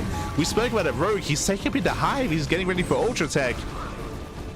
And Rogue, can he survive? Can he defend against this? Let's take it slow. Take it slow, Rogue. Poke in, get some SCVs, pull away, get some piles off. Time is on Rogue's side. The longer this goes on, the better it is for the Zerg player. No bathing speed. Try to skim it in. Bailings, they will not connect. They shouldn't connect. And ByuN breaks through. Yeah, ByuN is breaking through. ByuN, it looks like he'll break down the Bailey nest, pushing into the natural. And again, before Rogue can get into his Hive, before he can get into his Ultras, ByuN is here to stop him. ByuN is here to end the game. He's here to end it. Files, they do connect. Files are connecting. Drones, they come in for the surround. But ByuN should hold the line here. Ooh, he will lose one of those tanks. Stims in. There's one tank left. One tank left. Rogi's holding on. Wow, he's barely holding on. Takes down the final tank. And without tanks, there's no backbone to the army. There's no backbone. Ooh, Rogue pushing into tank range. Does push in. GG gets called. He shuts down the all-in. And Rogue, he will take a game at number 7. GG. Whew, GG, well played. I'm not opposed to going for the all-in, I'll be honest. I'm not opposed to it. Like, this style that Rogue is going for is very greedy, but I mean, I say greedy. He's like, the tech is quite greedy, but he still does invest into his Roach Ravager. He still invests into 1-1. Like, he still has a robust army to keep him safe, and did keep him safe. Did keep him safe there in the end. He was able to buy enough time, engage. The Bailings weren't connecting, but he was able to trade enough against the Marines, and more importantly, get the surround. The boys were pulled. He pulled his own boys, got on top of the tanks, surrounds the army. GG. GG, well played. With that, Rogue, he does take a lead in this series, and the pressure is now on ByuN. Remember, best of 9, first to 5. First to 5, Rogue is 1 game away from claiming the series. As we are loading into Vermeer. Let's go.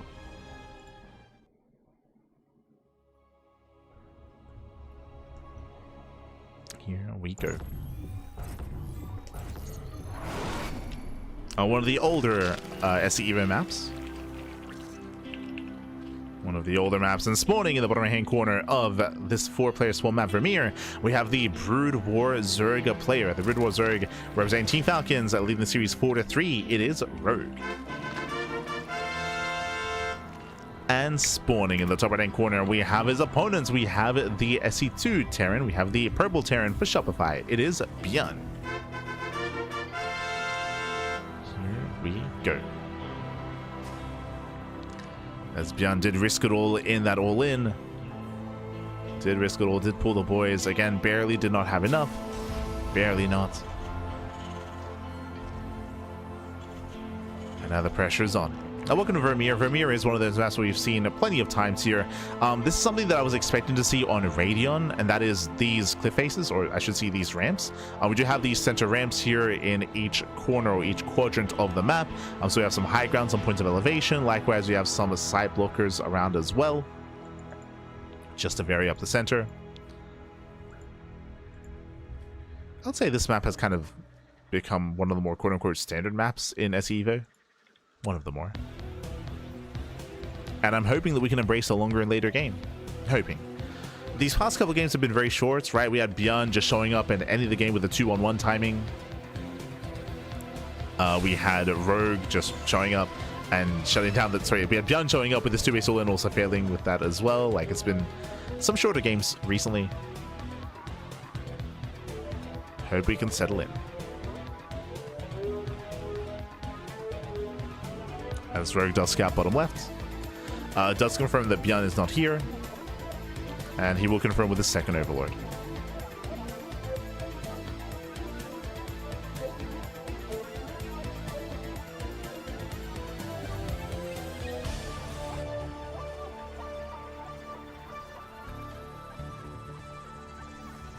As ByuN once again is going for a 3-racks.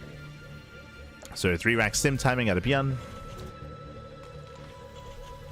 And this can trade very well.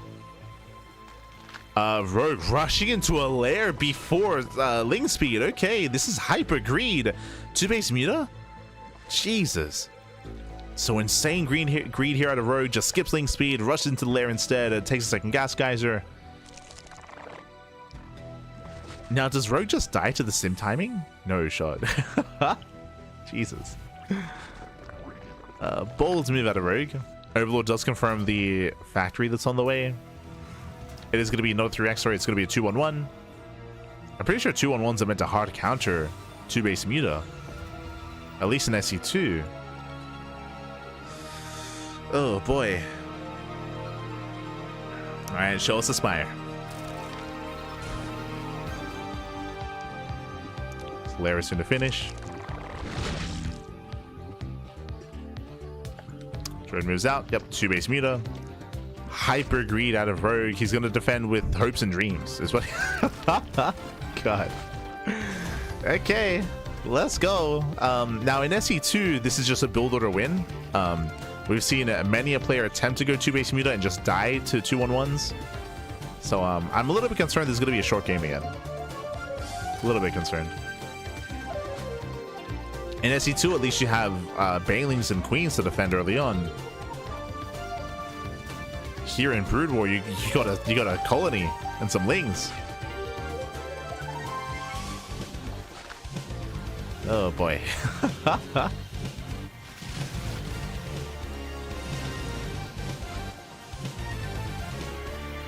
Reaper goes in. Reaper confirms he sees the lair. He does not scout the Spire, but seeing the lair, seeing the gases being taken as well, that's a tell, right? That's a big tell already. Now, technically, we have seen Rogue go into 2-base Lurker before. Like, that did occur on Pylon, if you remember. So that might be in the back of ByuN's mind. Might be. Here come the Mutas.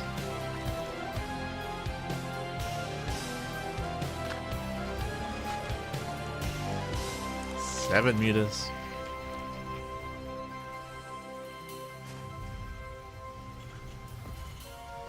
We'll see if Rogue can pull off a miracle defense. Like, I'm very disillusioned with this. Like, I mean, he can counterattack, and I mean, there's a chance that he can maybe catch the Medivacs. But here comes the unload. Yeah, now he confirms the muta play. He's moving out across the map. ByuN doesn't need to turn around. What do we have? We have 1 colony. We have 11 lings, 7 mutas. The colony's not going to be a part of this. Marines are unload, and they should kill everything. They should just stim and win. Mutas are going down. Lings are going down. And yeah, it's just a build order win. Like, it's just... like, as we mentioned, it's like, this is a build order win in SC2. I'm pretty sure it's the case against Brood or Zerg as well. It's like, yeah, it is. As he denies any kind of mining. Lings, they collapse in. Does focus down 2 more mutas. And Rogue, he will hold on. He will defend his natural. True. Does hold on. Does defend. And what did we trade here? We lost 5 mutas, 22 lings. He got the Hydrogen. Oh god, that's true. The Hydrogen got sniped. 3 drones. That was 2 medevacs worth of Marines. Oh boy. So we got a lot of work to do. Rogue's got a lot of work to do here. And we'll see what he can get done.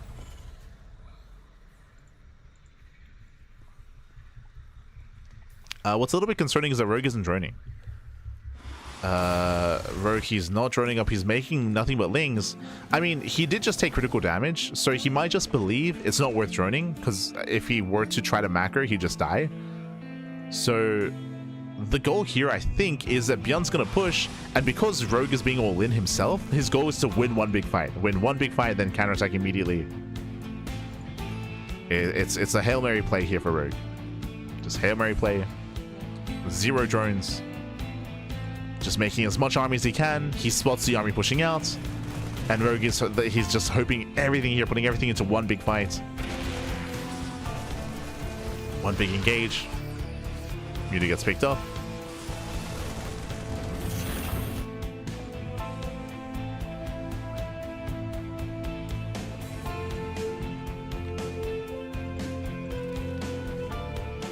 And this is it. This is Rogue's moment. It all comes down to this, back. We got 31 lings, 15 mutas. Comes in for the full surround. Nice kiting here by ByuN. Does kite away. The lings, they get one of the tanks. And it looks like Roki will clean this up. Gets both tanks, cleans up all the Marines. Roki does hold, he does defend. And now it's time to counterattack. It's time to counterattack. Oof. Oh, he gets 2 drones. One drone kill. Back at home, we have a 3rd TC on the way for ByuN. ByuN, he has the greater economy. Rogue, now he starts to drone up. These drones are late, but he's droning.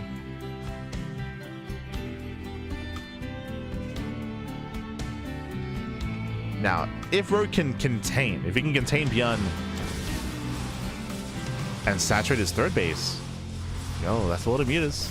Jesus. Mutas, they can't take the fight. Cleans up all the Marines. Things they flood in. They do run into the tanks, though.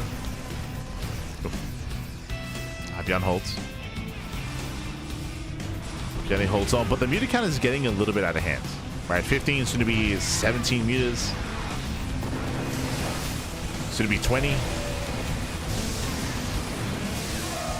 That's one of the tanks. We'll not get the other. But the CC is exposed.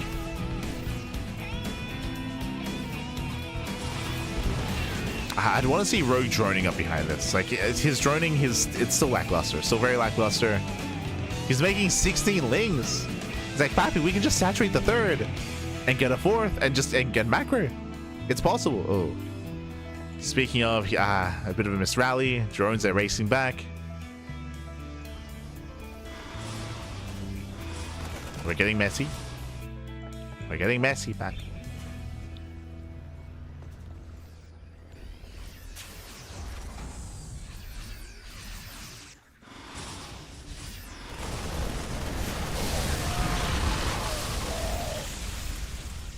Yeah, not the best trade here for the mutas. But he's building up more lings. The same deal here. Just like last time, Rogue, he's cutting worker production, he's cutting his economy in favor of 1 big fight. It worked once already. Oof. Thor shot goes off. The problem here is that Rogue, I mean, there's no need for ByuN to push. Rogue, he commits in. The legs are going down. Thor shots are brutal. Oh god, there's no magic boxing. The Thor pops off. The mutas were clumped.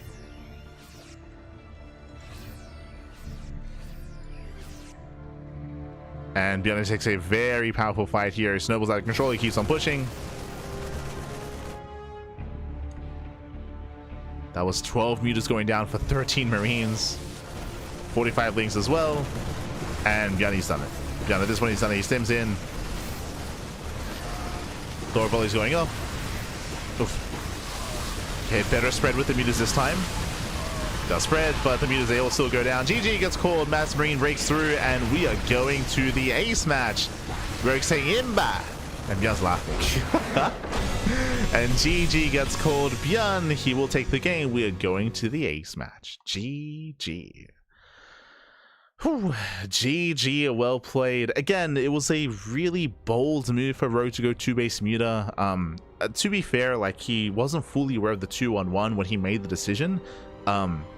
I want to say that you can probably reactively... Can you reactively go into Hydra Lurker from there against 2-on-1? I'm not so sure. Like, it was just a really rough position. Really rough position there for Rogue. To already be investing into the lair when he scouts and confirms that it was a second Rax, right? So it's just a really difficult position to be in.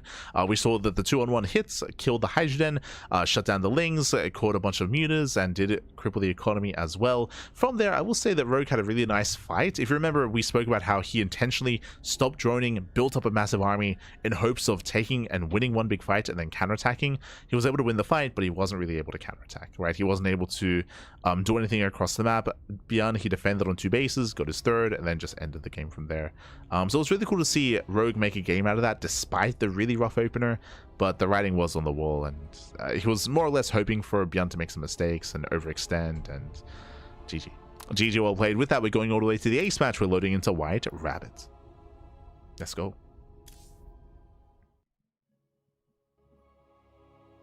Exclamation mark bunny cam.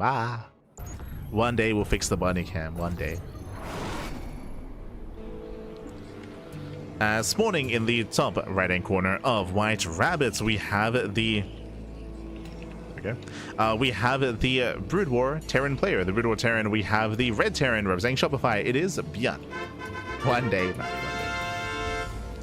And spawning in the bottom left-hand corner, we have as opponent, we have the South Korean Zerg player. We have the SE2 Zerg representing Team Falcons. It is Rogue. We go. One day by one day. But yes, if you're just now tuning in, I would imagine, Snisso, you've seen SE Evo before, right? StarCraft Evolution is a mod that's been around for a couple of years at this point. We've been covering it since last year, October. Since last year, October, we've been casting it on a regular basis when it comes to the Open Cups, when it comes to the show matches as well. So this is a mod that does put together Brood War versus SE2. So we have Brood War Terran against SE2 Zerg. Yeah, it's been really cool. Again, it's been a mod that's been around for far longer than we've been casting it. I think we only started casting it when it did kind of hit the foreign scene, the international scene. Before that, it was of course being worked on and was being utilized amongst the Koreans. I think it got onto everyone's eyes when it came to that big Korean tournament last year, like July, I want to say.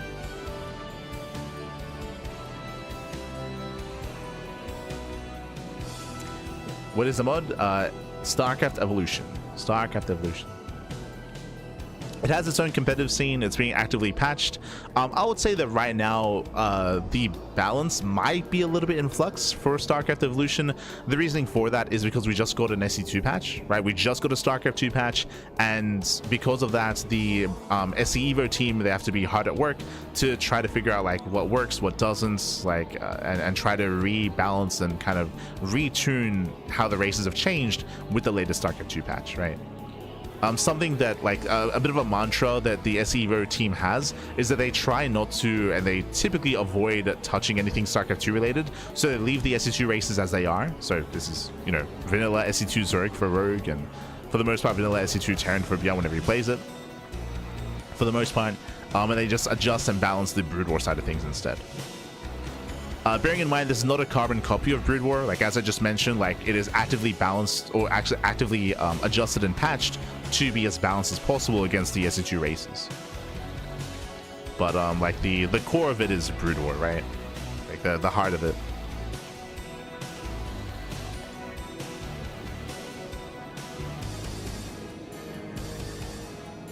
For now though, we're going for our 3x stim timing.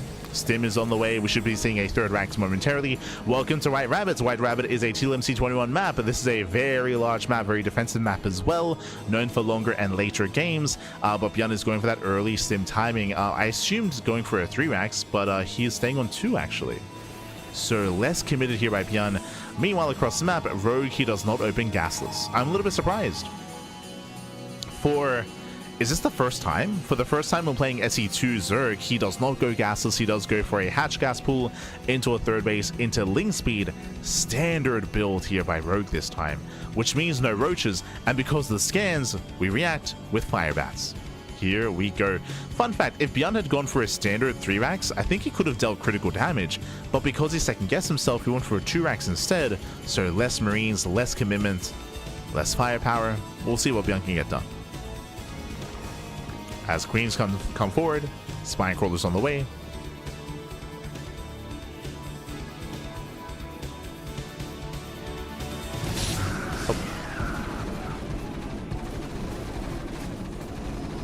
ByuN's score screen had the Sons of Korhal logo, which made me believe it was Brood War. It's just specifically for the mod. Like the victory screen has been changed.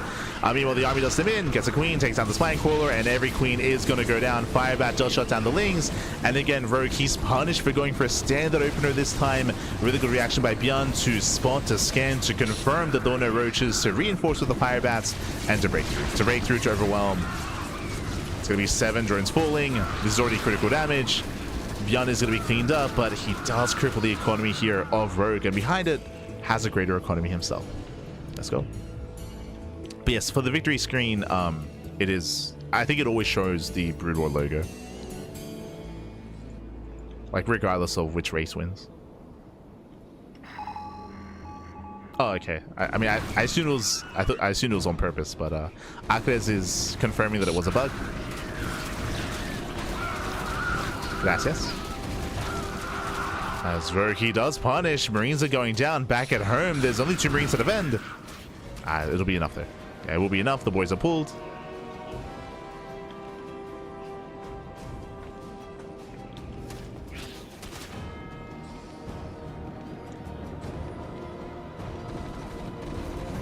Does pull the boys, does defend.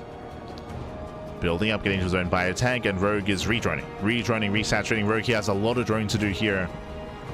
Again, fun fact, the first time he plays standard, he gets punished for it. Ay. I mean, in my mind, I do think that roach-based openers are the way to play in ZVT from the SE2 side of things. In SE Evolution, it's just much safer.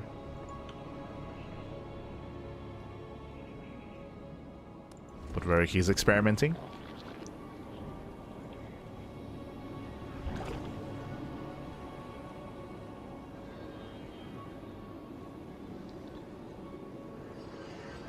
ByuN does move out.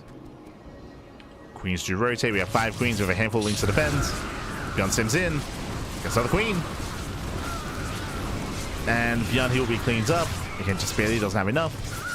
Just trades with the army, gets a queen, pulls away. ByuN does overextend. And interesting, ByuN does go for the forward base. Okay. I would say that the fringe bases are more secure here. So herO taking the forward base is much more aggressive. Taking a much more aggressive stance. Setting up in the center. I mean, there's a lot of terrain here that does favor a defensive setup, thanks to the ravines, thanks to the terrain itself. A lot of tank spots.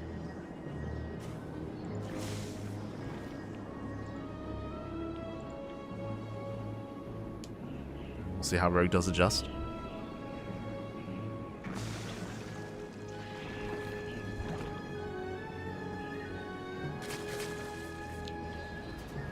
So I'm asking, what's the format of the evolution tournaments? Do players alternate between races in their best of matches? As is being stated in the chat, the majority of SC Evo tournaments, not all of them, but the majority of them, it is loser's pick. So whoever loses a game, they get to pick if they want to play SC2 or Brood War. So the majority is loser's pick. There are some that are preset. So some of the Kung Fu Cup tournaments, it was like game 1, player A plays SC2. Game 2, player B plays SC2, right? Like they have a format which is, you know, more strict, where they have to alternate.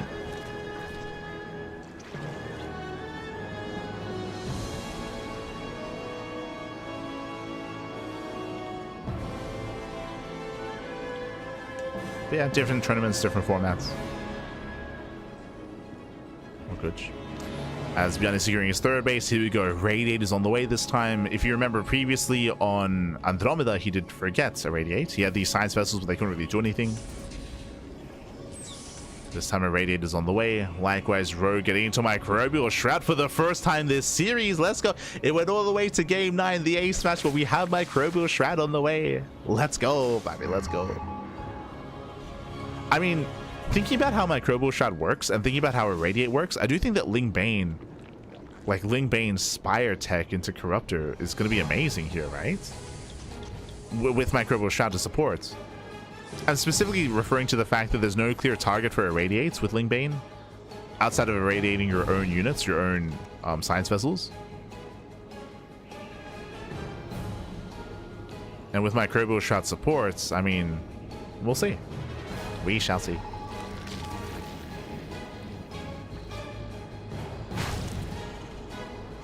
As again, ByuN, he's secure at the center base.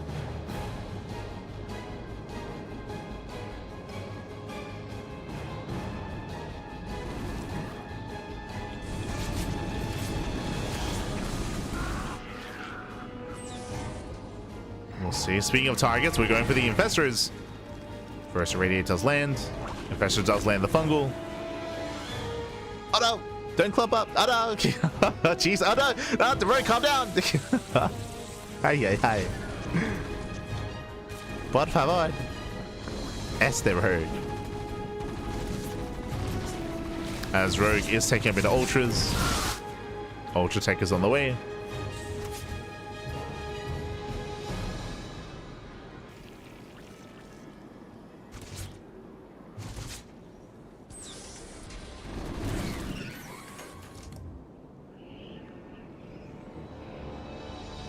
We'll see how our armies engage.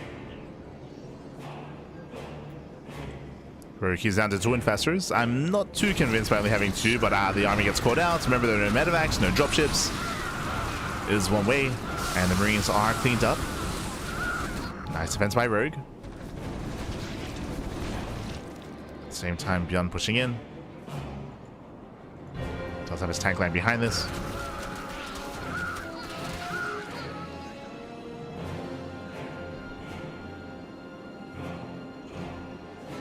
Oh my god, we're going into a mech transition. Okay. Okay. Switching into Mass Factory into Mass Vulture Tank. Interesting. Spider-Mine is being researched. This is new. This I wasn't expecting. And ByuN is going to try to slow this down.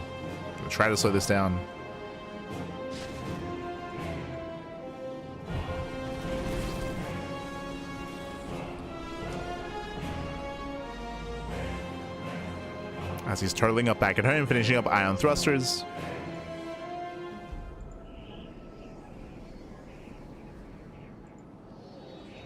And Rogue, he just ignores the main army, goes across the map. Can he break that siege line? With Microbial Shot, he could. Now he's making his way in, getting on top of the tanks. Bailey's a Dukin. Oh my god, massive connections. Yeah, ByuN is late to pull away. SCVs are falling, and the center base is broken. Losing every single SCV. Yeah, 20 plus workers going down. Army races back home, and Rogue has found an opening. He found the opening. Again, science vessels are out of position. No irradiates. Railings, they roll in. Oh, let's go, the Microbial Shroud. The tanks. The ultras, they pop up. They get on top of the tanks. Let's go, buddy. Let's go. Speaking of, the final tank, it may just go down here. Oof. And Rogue is looking very comfortable. He broke the center base. Behind this, Rogue, he's on 77 workers, on just under 4 base saturation. Massing up more Ling Ultra. There's no support. More tanks are going down. Brutal damage here. Only trading out Lings. Only Zerglings. And again, it was just a very awkward transition here into mech. The big issue here with this switch into Vulture tank is that usually you have a field of spider mines set up from the early game. But here, despite researching, there's no mine set up, just now throwing them down. But also makes the Vulture transition that much weaker.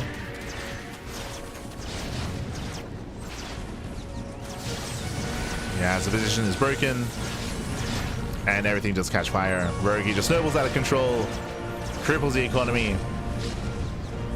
Rogue is on 91 workers.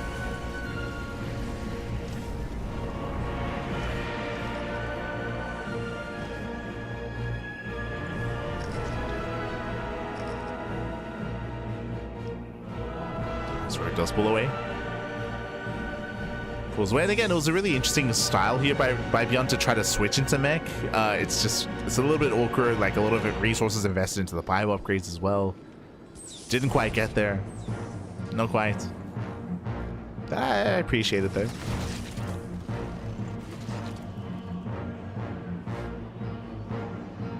Appreciate it. As here, ByuN is much better set up with his spider mines, but despite that, the ultras, they rush in. We get a couple of irradiates. Tanks will still full. Where are the Lings? Yeah, no Ling supports. So Rogue being a little bit wasteful here, but he still does trade against the tanks. Still fine. Still trades.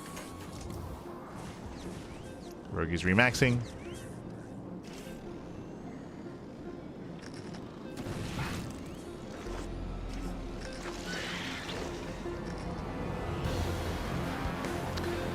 And it's going to be a long road to recover here for ByuN.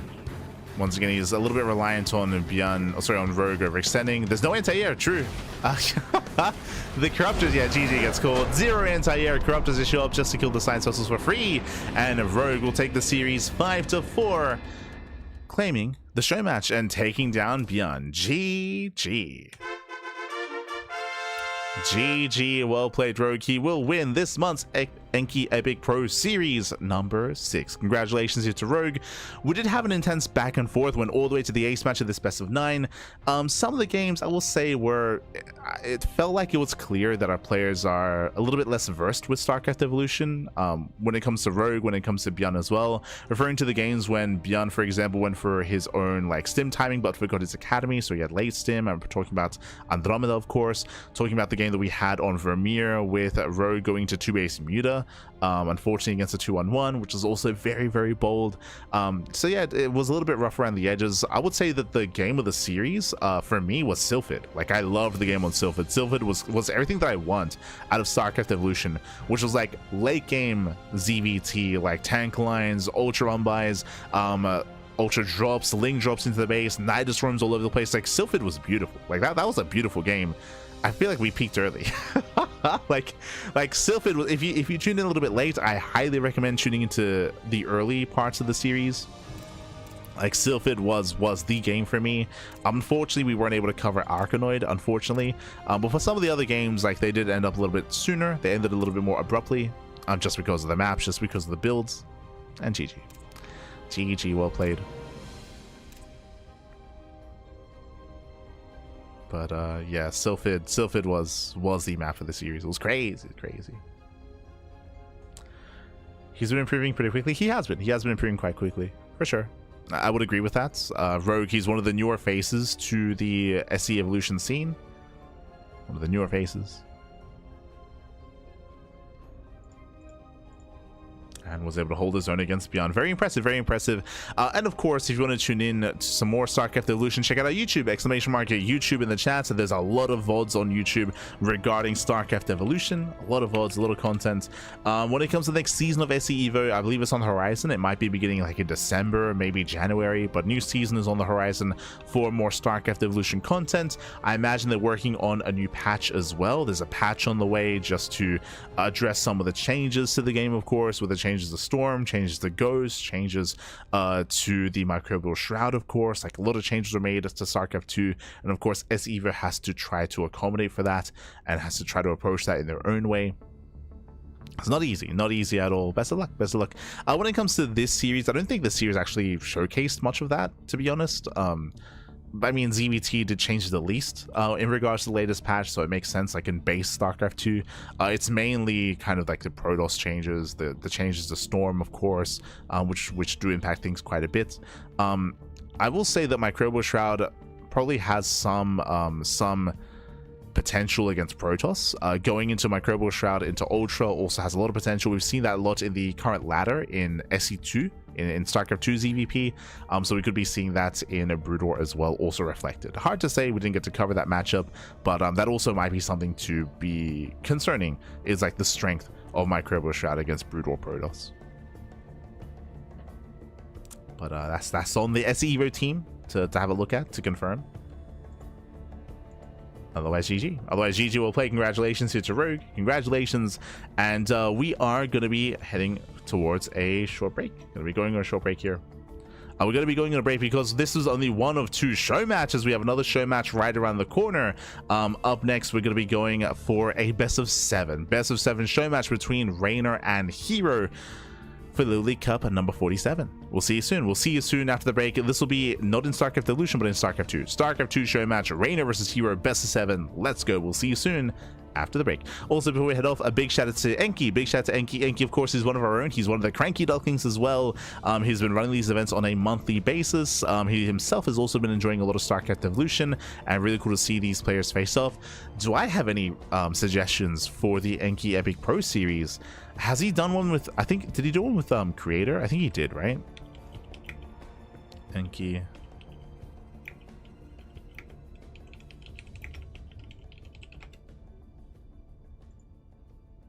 Let's see, the Enki Epic Series.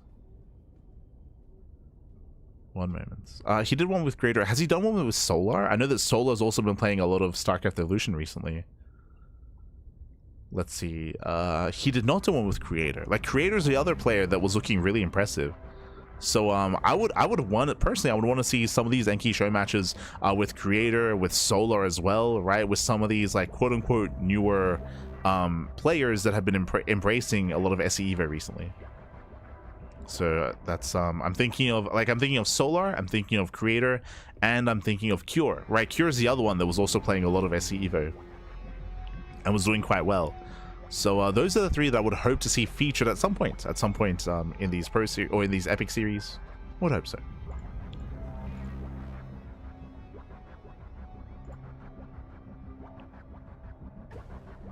Thank you so much for the raid last night. Oh, it's the shoe shiner. It's all good, Pappy. It's all good. Always happy to spread the love, Pappy. Always happy.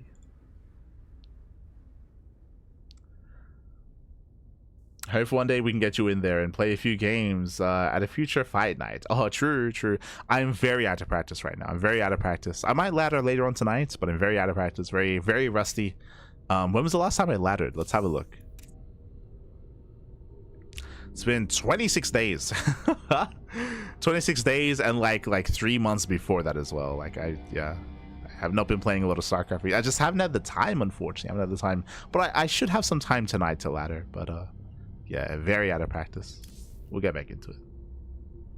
It's all good, it's all good.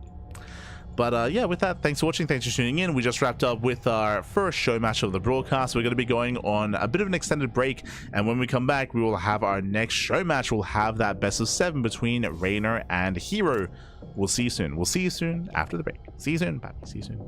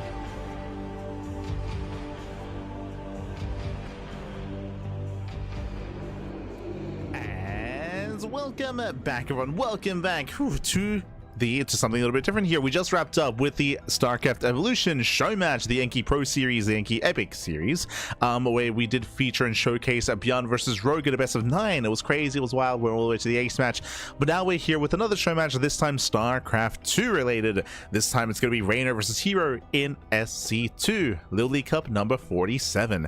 LiuLi Cup is an irregular tournament that does its own thing. LiuLi Cup, sometimes it's like a 4-player round robin group, sometimes it's a 4-player single elimination bracket, sometimes it's a 4-player double elimination bracket, sometimes like it's an 8-player round robin group, sometimes we have off-race show matches, not regular show matches, best of 7s, best of 9s, 2 best of 5s. They just have their own format depending on the week, depending on the event. They just kind of do whatever they want. And this month, this edition, it is a straight up best of 7 show match between Reynor and herO ZVP. Let's go. Let us go. Game 1 is going to be on Pylon. Now, as we jump into this, Reynor, he has been playing a lot of League of Legends recently. he's been playing a lot of League of Legends, papi. He's been lost in the rift, but at the same time, he's still the second best Zerg player in the world. He's up there alongside Serral, so still a banger of a show match. Let's go. Let's jump in. Spawning in the bottom right-hand corner of Pylon, we have the South Green Protoss player. We have the Blue Protoss for Team T1. It is herO. And spawning in the top left hand corner, we have his opponents. We have the Italian Zerg player, we have the red Zerg representing Basilisk. It is Reynor. Here we go. As we jump into our best of 7, and we'll see how Reynor has been adjusting over time. We did cover quite a bit of Reynor, if you recall, not too long ago in my assist of the game, where we got to see him showcased and featured against Clem of all players. Likewise, we've been seeing a lot of Reynor in the most recent Team League tournaments, in the Crank Gatherers Season 2 Team League match, where Reynor, he was playing a lot of 2v2s alongside Serral. He was also playing a lot of ZVTs against Cure and against Clem, with mixed results, of course. With mixed results, he did play some ZVP against Mana, where he was able to be a little bit more dominant, but I will say that herO is a bit of a step up compared to Mana, and he's going to be quite a challenge here for Reynor. Let's go. Let's go. herO, he typically thrives in the mid game. He's a very aggressive player. herO, he is willing to slow things down and embrace the long macro game and get into Sky Toss, but that is specifically on larger maps. On a map like Pylon, we expect to see aggression out of our Protoss. Gate expand into Cybercore, into Stargate, into Twilight Council, but we'll keep an eye on that Twilight Council timing to see how aggressive herO does plan on being.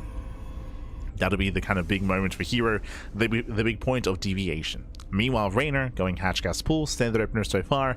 Something that's very common and something that's very popular here on Pylon is 3 base all-ins. So 3 base all-ins, think German Taxi, think a Ling Hydra max out, think an early lurker tech even. We can rush into early lurkers and try to hit an earlier timing. That's off of a 4 base economy, to be fair, but we're expecting aggression out of Reynor on a map like Pylon. Is what we're expecting. So we'll keep an eye on him. But now we're joining, we're saturating, we're building up. Building up. And based on the Pylon positioning here, it does look like a Stargate from herO, at least initially. Let's open Stargate.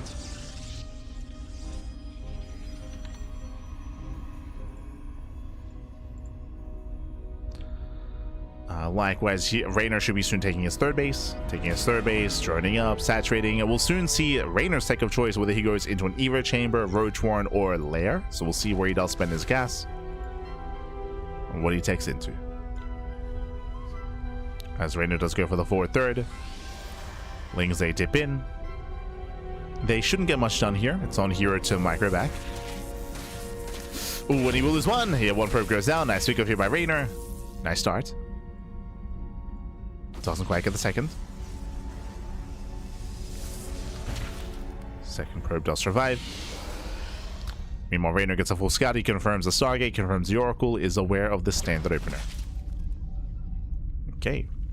But I'll say that's overall a better start here for Reynor, as he got a probe and that he otherwise shouldn't have. So got a probe kill. Adept moving in. We have 1 Adept so far for herO. He can't really threaten too much. We have 12 Lings on the way.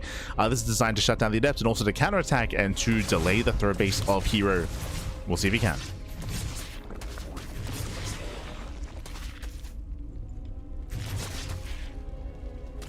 See if he can. Adept does try to shade away. Reynor will shut it down. Nice movement here by Reynor. Very nice. Nice positioning. Oracle does spot the counterattack. And we just head straight into the mineral line. Gets one. Just one. Bit of miscontrol of the hero. Gets one. Drone is going to be zoned away, and Reynor does defend. Meanwhile, no third. There's no third expansion. We have a second gateway for herO. He's walled up. And herO, he's rushing into the Templar Arca. Sorry, rushing into the Fleet Beacon and the second Stargate. Let's go. Este herO, papi. Ay, ay, ay. Okay. Let's go. We do have our initial Stargates. Rushing in towards that double Tempest production.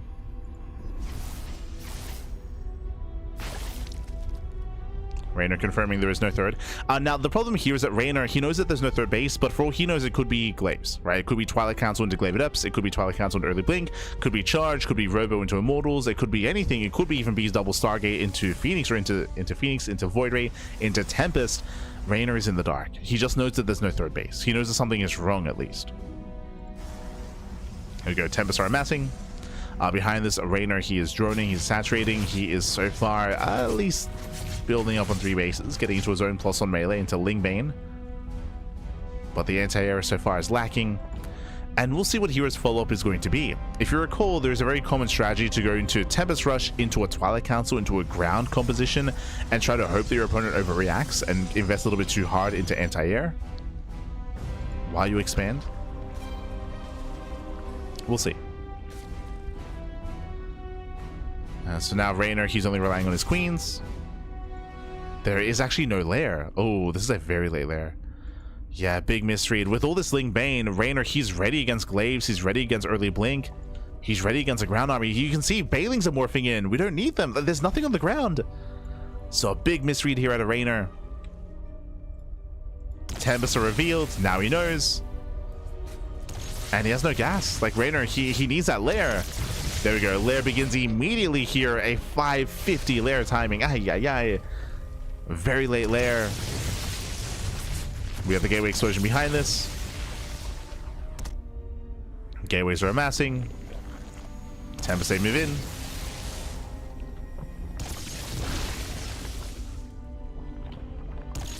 And again, there's the Lings, they can't really achieve much here. So far, 2 queens. Overlord's going down. Again, we have the gateways on the way. No Twilight Council, bear that in mind. So it's going to be a vanilla ground army. It's going to be very sentry based, most likely, which would be ideal without any Ravagers. We're warping in slow lots. More queens getting picked up. Again, the lair still is not done. Like, there's nothing to be scared of for the Tempest. They just get free damage. Free damage, free hits. The Lings, they try to bust in, but there's a wall back at home. The Lings do nothing. And this is getting out of hand. It's getting out of hand here. Gets another queen. Down to 3. The Spire begins at 7 minutes. That's just brutal. Oh god. The base goes down.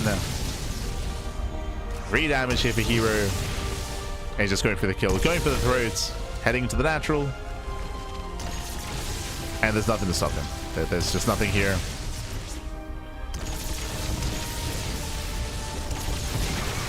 Spores are focused down. We just go for the natural. The Spire is halfway done. Oh god. Down goes the base. And now we just kill the main. We just kill every expansion. Every expansion will go down. And again, unfortunately, it was just a massive misread. It was just a massive misread here at Reynor, as he will lose everything.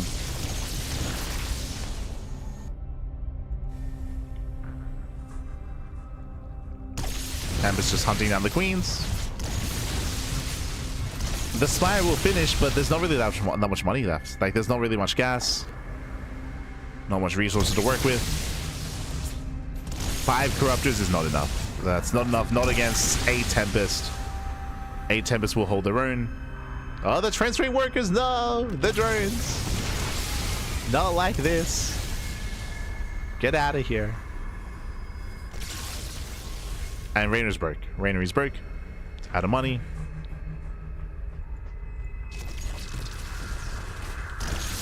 We have 6 Corruptors. Let's go! And Reynor's coping. Oh no. I say he's smurging, Pat. He's smurging. Goes in, kills one Tempest. He gets one. GG gets called. And herO takes game number 1. GG. Whew. GG, well played. herO takes the lead in the series. Again, winding it back. Unfortunately, Reynor just misread the game state. He saw the lack of third base, and based on what we saw, it looked clear to us that Reynor assumed it was either Glaive Adepts or it was a 2-base ground-based all-in. Think Glaive Adepts, think like maybe an Immortal push, think early charge. That's why he was going for the Bailiness as well. So Reynor, he was terrified about early gateway aggression, when we knew, Reynor didn't, that it was 2-base Tempest. Double Stargate Mass Tempest. Because of that, the lair was insanely late. It was almost a 6-minute lair timing. It was brutal. It was a 550 lair timing, 7-minute Spire. It was insanely delayed. That's why there was no answer to the Tempest. That's why the Tempest just A-moved in. They just A-moved across the map. GG. GG, well played. herO does take the first game, and now we're jumping into game number 2. Let's go. Jumping into game 2. Here we go. As we load into Incorporeal. And spawning in the bottom right hand corner of Incorporeal, we have the South Korean Protoss player. We have the blue Protoss leading the series 1-0. It is herO. And spawning in the top left hand corner, we have his opponent. We have the red Zerg player, the red Zerg player himself representing Basilisk. It is Reynor. Here we go.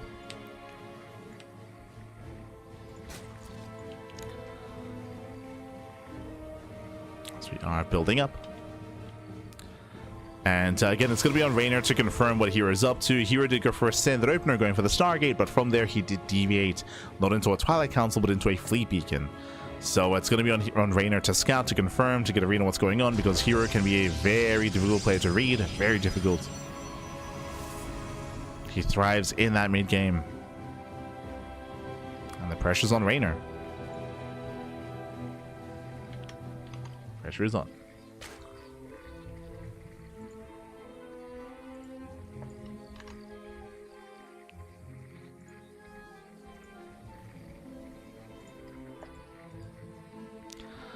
So now we are setting up.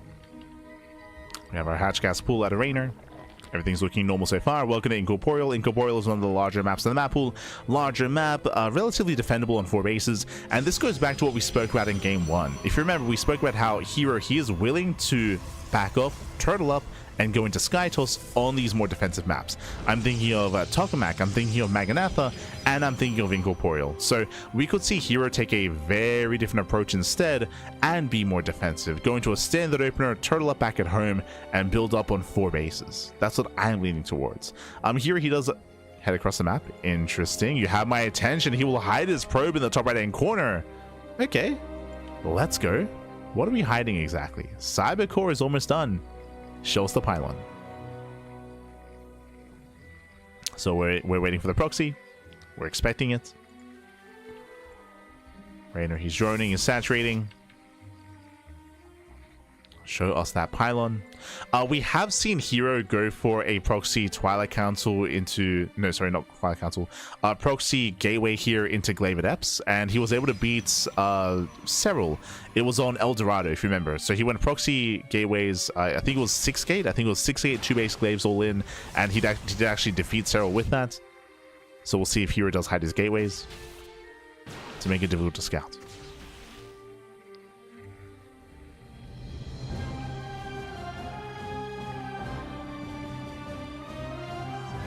I think that was in Masters Coliseum, if I recall correctly.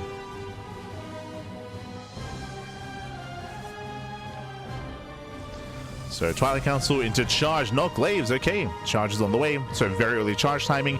Now, this is designed to kill a player that's greedy and that skips roaches. If Reynor, last game, what did you see? He went Ling into Bailing to be defensive. He did not go roaches, and stylistically, Reynor, he does not enjoy roach play. He doesn't enjoy roach play. It's not his style. So this is a way to punish that. If Reynor skips roaches, if he skips Bailings as well, then he may just topple over and die. And here come the proxy. So how many gates? We have 6. Jesus. Oh, did I say 6? Getting up to 7 gates. So 2-base all in, 2-base all in, 7 gateways. Let's go. We can afford up to 8, I believe. Yep, there we go. So 8 gate, 2 base all in out of herO. He can warp in across the map directly. And Reynor, he does pull into gas. So he pulls back in. He has link speed on the way at least. And what does he go for? What tech does he go for? If he goes for an Evo chamber, then I'm going to be concerned. Roach Warren. Okay. Does go for the Roach Warren. That will help. But does he make roaches? That's also the question. Because here come those charge lots. And if he drones, then he may just die. Prism moves out. Ooh, faking the Prism. Okay, I do like this out of herO. Does move out the War Prism. Faking Adepts, if not Dark Templar. Spores are on the way. And here come the Zealots. Yeah, we can see Reynor's out of position. The Roach Warren's not done. Yeah, it's still not done. Too little, too late. No Roach Warren. It's just now finishing up. 2 queens go down instantly, and there's nothing to defend. Roach Warren just now finished. Zealots bust in. Queen's going down. No transfuse. Lings, they do get us around, but still just a better trade for herO. And the Zealots win. Yeah, the Zealots, they come out on top here in this trade. We have more Zealots coming in, and herO, he does it. He breaks Reynor, gets into the middle line, takes down all the queens. We have 9 roaches on the way, but it's too late. The damage has been done. Gets every single queen. Ay, ay, ay. And the 9 roaches, are they going to be enough? Oh, the queen survives. Oh my god. The queen lives. That's crazy. Okay. Reynor, he's holding. He's holding on. Nice crisis management. Reynor, he's surviving. The roaches, they barely pop out. And now Reynor can fight. Now he can fight. Now he can shut this down. Remember, herO, he was all in. He has no plan. He has no follow-up. He has no forge, no further tech. And looks like Reynor, with the power of the roaches, I was concerned they were too late, but Reynor, he may have lost all his queens. He retains his drones. The roaches made it. And with that, Reynor's holding. And he's holding on. Sure, there's like a force field available here. Should try to lock down the army. If Reynor gets surrounded, then he can still lose this fight. If he gets surrounded, nice kiting. Yeah, he kites away. Are there enough Zealots? He should clean up all the Lings. But again, not the best service area on those roaches. More Zealots are coming in. And there are 8 roaches left. Has to kite away. It's getting close. And he's gonna get surrounded. You have rough positioning here for Reynor. Very rough positioning here. The roaches are going down. More Zealots come in, and he still surrounds. No shot. herO, he resets the roach count. We're down to 3 roaches. Ay, ay, ay. Reynor, he was holding, Pat. He was holding. But he got surrounded. And herO with the mass Zealot. The mass charge lots. Now you have a Spine Crawler on the way. We're trying to fully wall off here at the natural. Lings to go for a counterattack. Third base does full.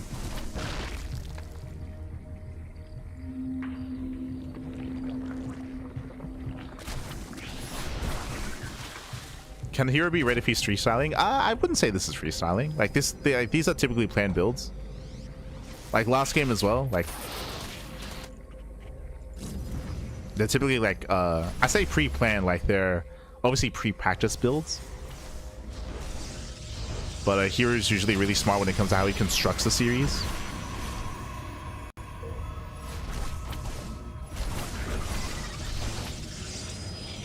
I feel like freestyling implies he comes up with it on the spot, which is not the case.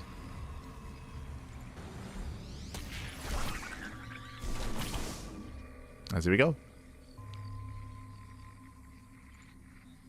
herO moves out. Behind this, there are 8 roaches. It's not going to be enough. Yeah, not enough here. Not enough to defend. We have the Bailey Nest on the way.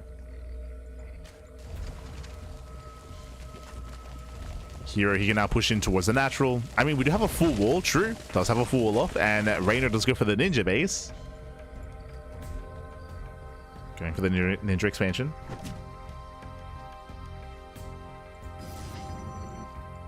herO, he shocks around. Checks for the 3rd. He sees nothing. And he's going into Immortals behind this. Lings, they find the proxy. Our forces are under attack. Your hallucination scouts the Banelings. Is aware.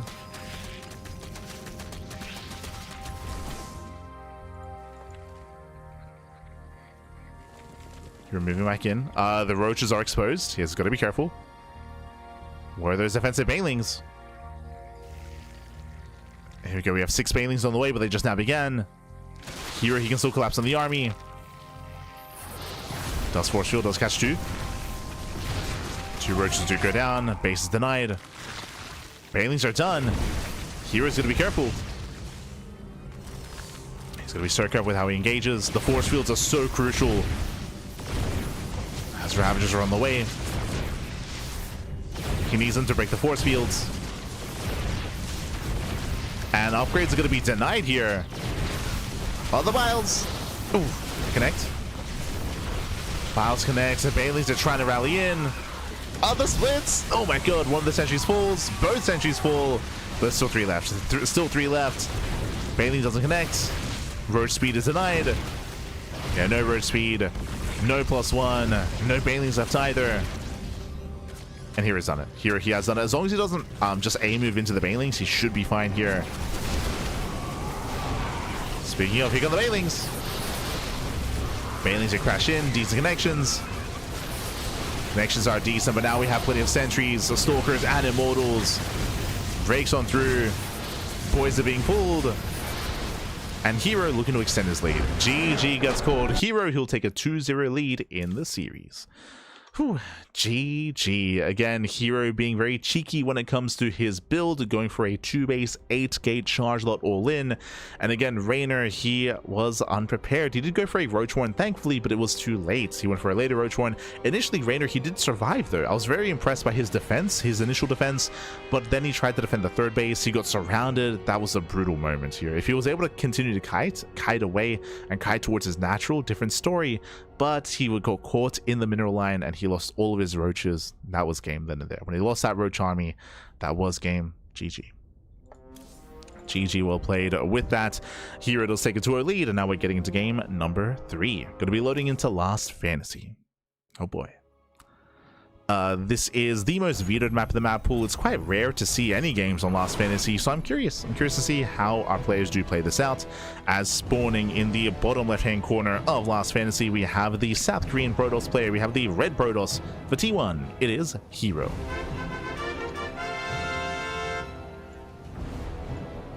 And spawning in the top side here of Last Fantasy, we have the Italian Zerg player. We have the blue Zerg for Basilisk. It is Reynor.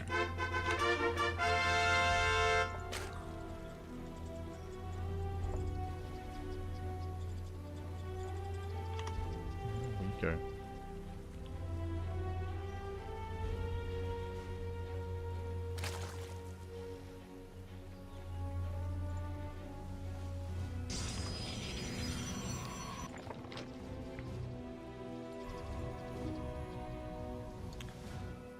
As we are settling into our next game. Oh boy. And welcome one all to Last Fantasy. Last Fantasy is a 3-player spawn map. You can spawn in top side, left side, and right side as well. So 3 possible spawn locations.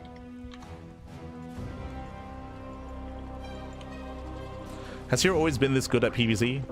Yes, of course.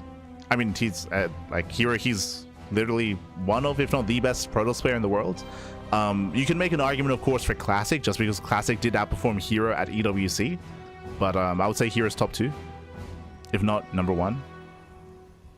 I think what's important about Classic and herO is that they each have their own play styles. They each have their own strengths and weaknesses.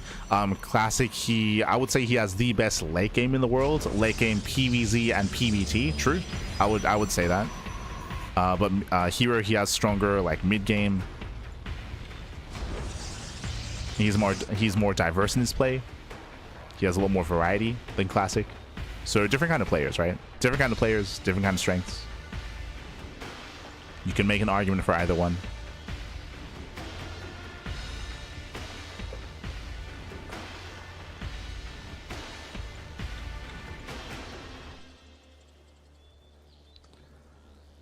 So here it does move out.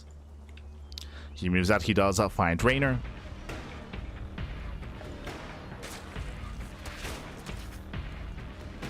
Does find him, and we'll see what kind of build we go for this time. Game 1, gee, Once again, Twilight Council. Aye, aye, aye. Does go for the Twilight Council. We're expecting Glaive Adepts, but we'll see if herO does go for something more devious here. Does go for something different. Show us what you got. Now, if you remember, if you're watching RSL Season 2 playoffs, you would know that ByuN did clown all over Reynor with Glaive Adepts. I think ByuN, he had 4 different Glaive Adept builds, and he won with every single one. Like, he did defeat Reynor in that tournament. That was, like, what, like 2 months ago at this point? 2 months ago, with non-stop Glaive Adepts. And we'll see if herO does take note of ByuN and do so as well. Show us what you got. So Twilight Council into Robo. Are we going into DTs instead? He does stay in gas, true. Stays in gas, Dark Shrine, so not Glaives. Again, if it's Glaive Adepts, you typically pull out. You pull out of gas if it's Glaives. Here we stayed in, so Dark Templar instead. We're going for a bit more of an old school DT drop. Now, this can do some damage, of course. We already have Spores on the way. It is standard to get Spores at around this timing. DTs, of course, they can harass, they can morph into Archons, they can deny vision, they can contain the Zerg player and gain map control. The downside, of course, is delayed at Twilight Council upgrades and delayed tech. We'll see if herO can actually take a third. We'll see.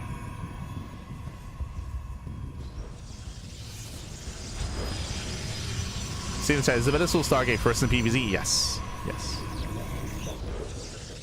That's why I mentioned that herO's build here is very old school, like going for a DT drop. It's like very, like, I don't know, what's in the meta block in like 2019, 2020. And we'll see it more frequently. It's been a while,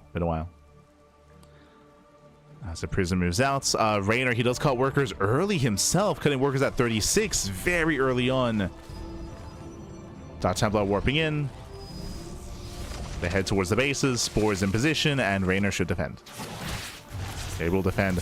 We have Shadow Stride on the way, so this is something unique to herO. Now, I was talking about how, like, okay, with DTs, you can go in, you can morph them into Archons, you can hunt down Overlords, you can maintain map control. This is a style that herO did popularize, I wouldn't say last year even, where, did he do it in EWC? Where instead, he would stay on Dark Templar, not morph them into Archons, and go into Shadow Stride, and morph in more DTs instead. And try to abuse the area outside of range of the Spores. It was either last year or the year before. The DTs, they move in. And again, we're intentionally not morphing them into Archons. We have more gateways on the way. Here he's staying on 2 bases.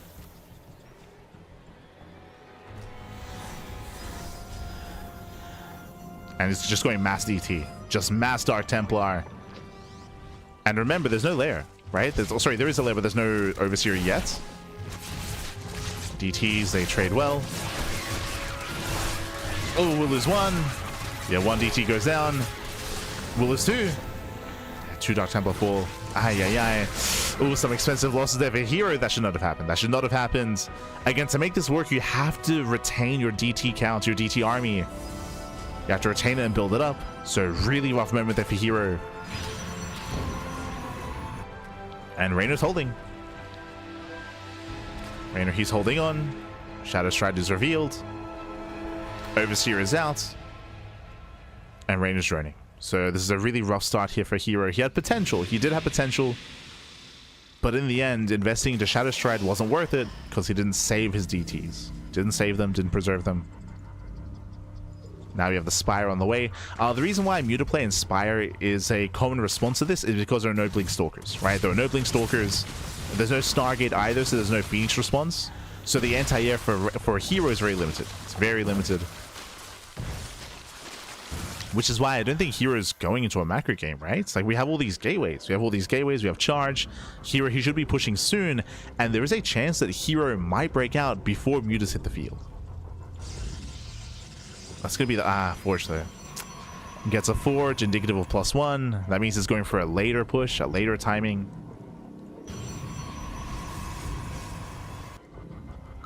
So this Forge tells us that most likely Reynor will survive and will get his Mutas. We'll get his Mutas up and running.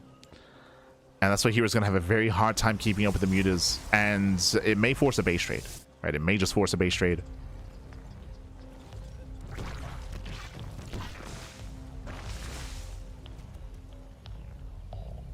Okay, hero's pushing, thankfully. What was the forge for? He gets a forge, he ignores it, he pushes. Okay, sure, no +1, which I think is a good thing, to be fair. Like here, he's got to go here and now. He just likes to look at the forge. Don't worry about it. Comes in with a surround. Yeah, surrounds the army. Very nice force field. He locks down the boys. Drones get locked down. Music collapsing, and they do take down the prism. No more warpins. And the Archon's on its own. Again, that's really the only anti-air. The Archon will go down. But the Zealots are pushing into the mineral lines. And here, can he do crippling damage? Can he end the game here and now? Nice hold position micro. Protects the roaches. Roaches are protected. Mutas, they come back. Remember, limited anti-air. And Reynor will defend. Yeah, he will defend. He will clean this up completely here. Shut down the Immortal. Shut down the Zealots. Now we get +1 after the failed push. And Reynor now can embrace all these mutas. And again, we spoke about it. Why mutas are such a common response to Archon drops because of this game state. Because what is the anti-air? Well, we're getting into Blink. Blink is halfway done, but without Blink, mutas, they can freely move in. That's a lot of Stalkers warping into the third, though. Okay, let's go to Stalkers. He does defend, does protect. And Reynor, he's not making any more mutas. He's done with mutas. We're switching into roaches. Does Reynor have a good enough... Oh, no Spore! Oh my god. Yeah, no Spore in position. Very nice damage. Getting 4 drone kills, getting 5 drones. 5 drones go down. herO pulls away. We're still getting very shaky here. Now the Stalkers, they will trade well against the mutas, but remember, we're switching into Mass Roach instead. We will need to go back into Immortal production here. I mean, Mass Blink Stalker can still trade well. Like here, he doesn't back up. Like he is hyper aggressive. He just refuses to turn around. Does refuse. Blink is done in 2 seconds. Just keeping in the face of Reynor. And Reynor, he still hasn't quite recovered yet. Oh, brutal move command. Brutal move command. Moving into the army. More roaches getting picked up. Ooh, where are the blinks? Yeah, we're missing a little bit of that blink control here from herO. Bleeding out 3-4 Stalkers. Yeah, 4 Stalkers going down. Does punish the mutas. Roach Ravagers building up.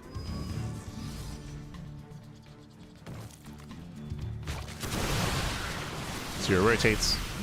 She's had +1 armor is good against Muta. +1 armor is good against Lings. And I guess mutas. But it's mainly important against Lings here.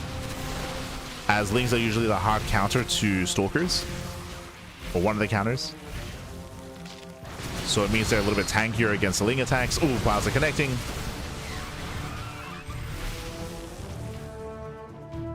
As Reynor trying to support that army. We have Zealots on the right hand side getting into the mineral line.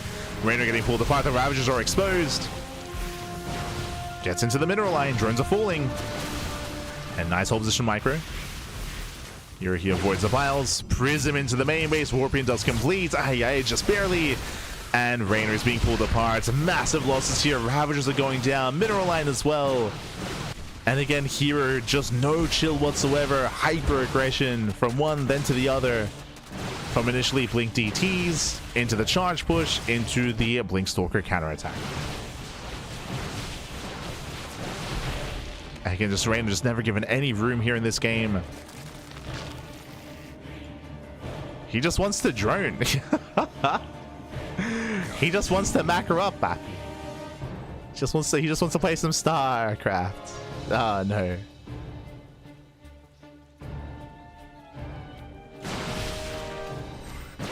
Ran against supply blocked.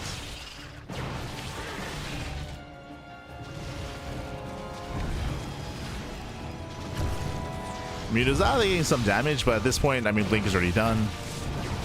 Here he has the answer to the mutas. herO pushing in.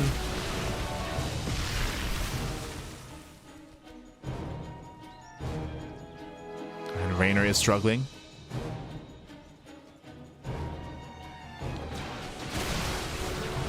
Behind this here, he can morph in some Archons with Dark Templar. We'll see how he does support the army. Now expanding forward, taking his 4th base, expanding towards Reynor. Once again, just being hyper aggressive.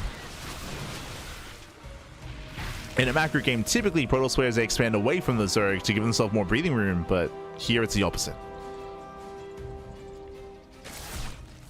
As the DT goes back in, the Dark Templar goes back in. Gets more damage. 3 more drones distracting Reynor. And the Mass Stalker's moving in. And again, Reynor can't keep up. Oh, the Wazoo connect though. Yeah, a bit of miscontrol about a herO.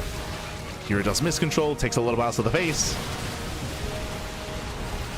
He blinks on in. Bold blink out of herO, diving on the Ravagers. Does barely avoid some of those miles.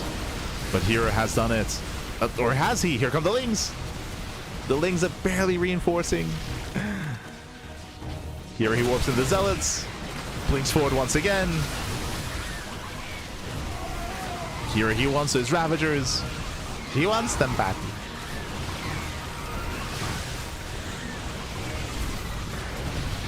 He does want them. Again, it's still very close. No prism control here, so the Immortal barely survives. Oh my god. The Immortal lives a little bit longer. Here he takes the fight. Oh. As the Immortal finally goes down, but hey, he takes down the expansion.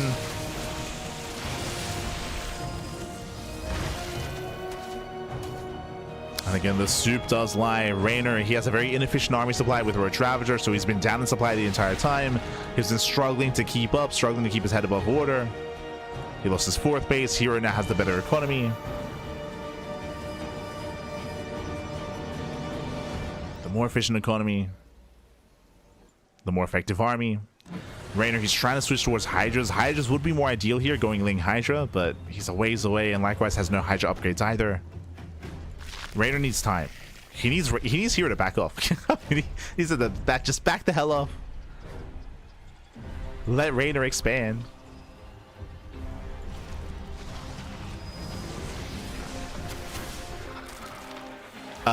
Once again, no Overseer here. The DTs, they just keep getting more damage.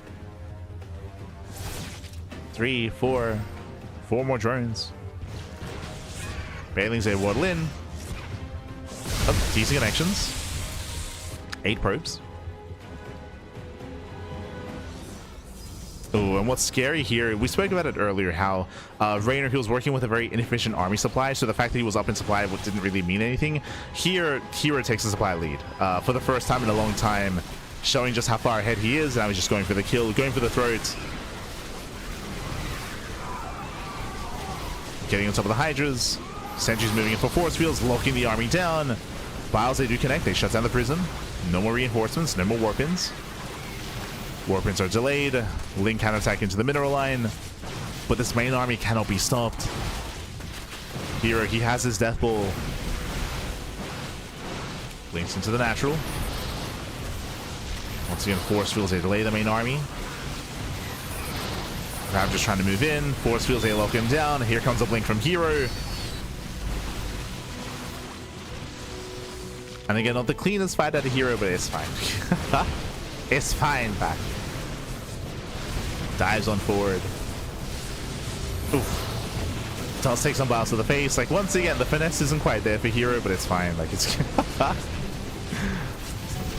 like, he's far enough ahead where he can make mistakes. He can get messy. The boys are being pulled. So you have another Immortal rallying in.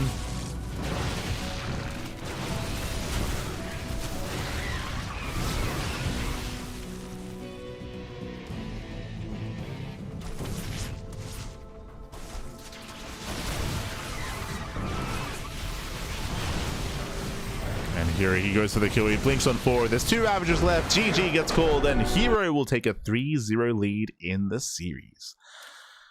Whew. GG. A very, very strong start to the series here for herO. Very dominant performance so far, and every game has gone for something more aggressive and different as well, which is what's most impressive. We did see herO going to the 8k charge all-in previously. We saw him going into the Tempest Rush in game 1. We saw him go for the 8k charge 2-base all-in in game number 2. Here in game 3, we saw him go DTs into Shadow Stride, into Mass Gateways on 2 bases. The DTs were a little bit lackluster, if you recall. I would say that was a better start for Reynor, and then Reynor went Mutas, but the Mutas they didn't really get much damage because herO was going straight into Blink, straight into Mass Stalker in the follow-up.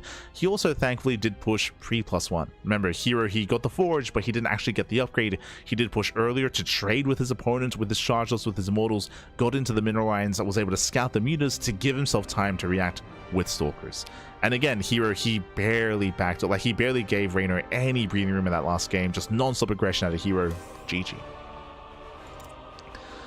GG, well played. Now we're loading into Persephone. Oh boy, loading into game number 4. herO, he is 1 game away from claiming the series. Remember, it's a best of 7, first to 4. The first of 4 will win the series. Pressure is on. And spawning in the top left-hand corner here of Persephone, we have the South Korean Protoss player. We have the red Protoss representing T1. It is herO. And spawning in the bottom left-hand corner, we have his opponent. We have the South Korean Zerg player. We have the blue Zerg representing Basilisk. It is Reynor. Here we go.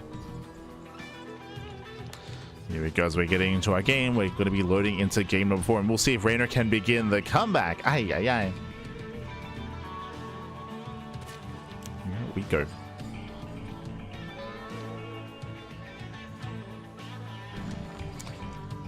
He's been on for a while now. He's still playing in main League of Legends for a while. I would say be careful with that in the chats. If you've been watching Reynor as of late, you'll know that he is in form. If you watched him during the CranKy Team League, and if you watched him during my sister game as well, like Reynor, he is looking quite good. Obviously, he's not like EWC level play right now because he isn't playing as much StarCraft. He is playing more League of Legends, but by no means does that make him a bad player. Again, if you're watching him recently, he still does look very impressive in his play. If you watched him against Clem, if you watched him against, in my sister game, against herO as well. I think a lot of people, they see a player perform poorly in a series or in a tournament, and they just assume that they're playing badly. When really, it's important to take note that herO has not played standard at all. Like, I would favor Reynor in a standard game against herO. But we have not seen a single standard game. It's all been, again, that's why I tried to emphasize, and maybe there are people that aren't watching the games, but game 1, we had a 2-port Fleet Beacon and a Mass Tempest. Game 2, we had a 2-base 8-gate all-in. Game 3, we had, again, DTs into Blink DTs, into non-stop hyper-aggression.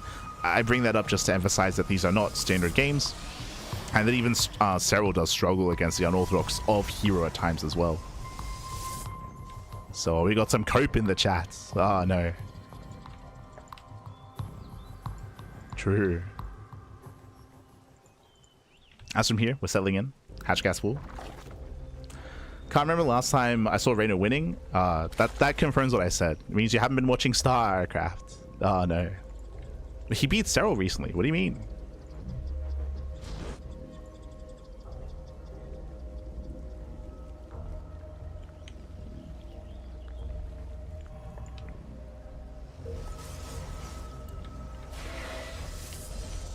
For now we are moving out.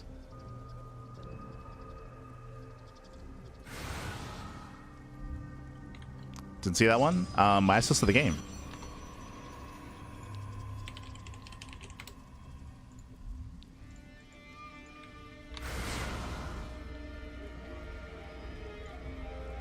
My assist to the game, bad.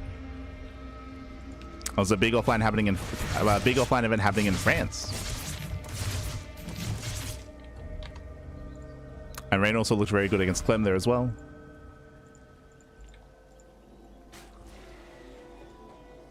So yeah, we got a Redditor in the chat. Oh no. As from here, we do see herO poke in. He does go for extra gateway, so this is a 3-gate response. This is to warp in extra depths than usual, to be more aggressive than usual here in the early game as well. This is not an all-in, but we have an extra gateway here for more warp-ins. So we do have a more assertive setup here from herO before he expands. And here come those extra warp-ins. So here he's banking up those depths, getting ready for the move-out. If Reynor drones up too hard, then he will be caught with his pants down, and it'll be a really brutal moment here for Reynor. He needs to recognize he needs to make lings. Thankfully, he's poking out.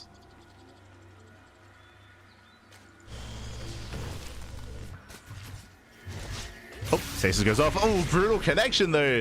Yeah, it does catch out the drones. Nice connection here by herO. The Oracle does go down, so miscontrol from herO as well. The Oracle falls. Is kind of worth it, but ideally you do want to keep the Oracle alive. So better moment here, better trade for Reynor. So Reynor does run away. Stasis trap is going to be denied. Here come the extra depths. Remember, as you did mention, a third gateway, delayed third base from herO. This needs to get damage done. Here they come. Now remember, these are vanilla adepts, and the goal here is to catch Reynor droning.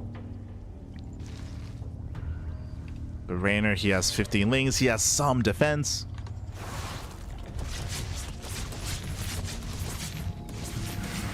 Oh.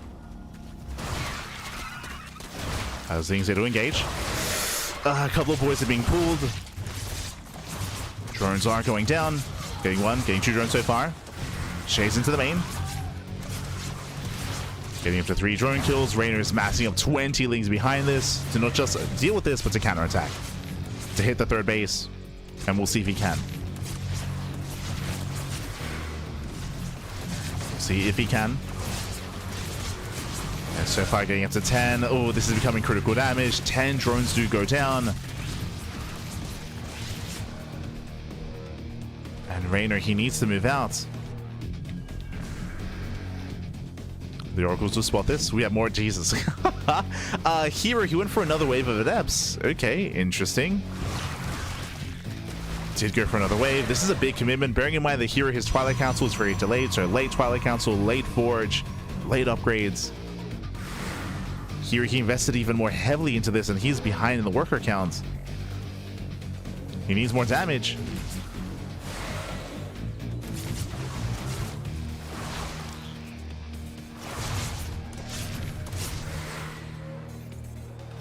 Let's take guys on the 4th base.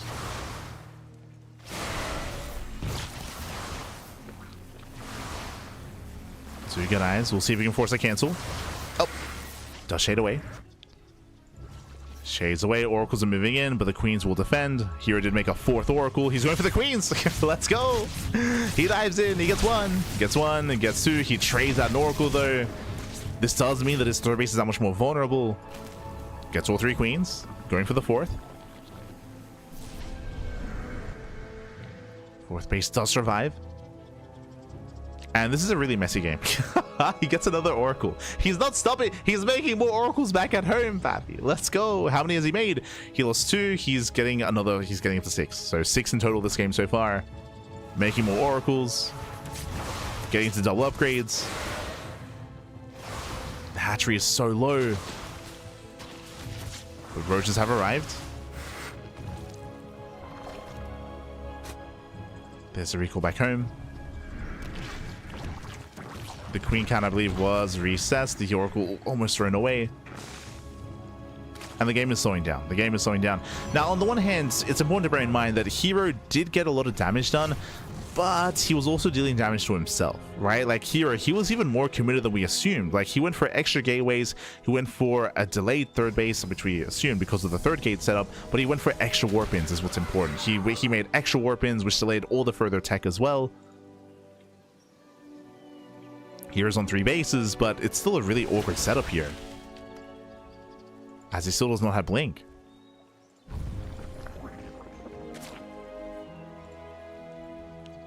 So he did lose another oracle. Another oracle was thrown away.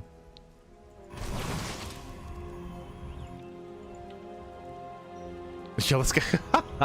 Wait, going for a fleet beacon. Let's go. Fleet beacon's on the way.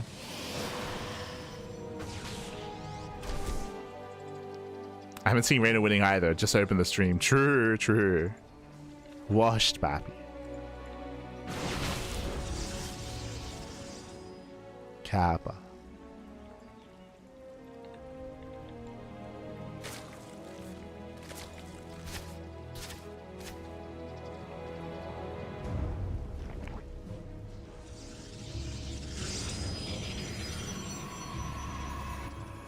Reynor does rotate around. He's committing here. He's going to be cutting workers at 76. That is just under 4 base saturation. And he's pushing. And behind this is no splash damage. Like, again, like as we mentioned, like herO's tech has been so disrupted this game that he's just being outscaled. Yo, we got the slow lots though. Slow lots are moving in. We have the slow Banes to respond. Everyone's slow. Yeah, Lings are coming from behind. They lock down the army. Thankfully, Blink is done. Shuts down the sentry, the adepts. This forward base will fall. And again, Reynor, he was able to at least get into an 80 drone count.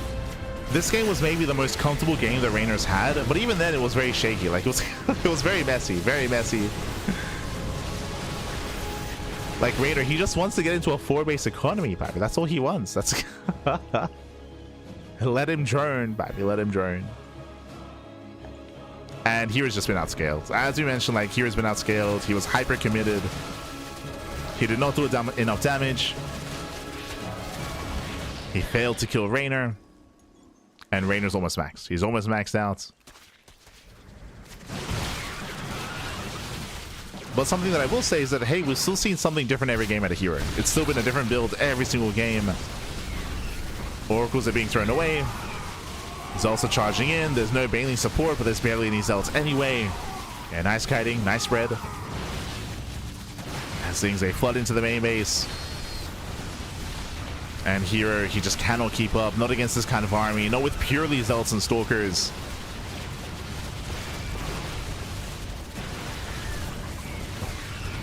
As things, they get into the main. They get into the main base.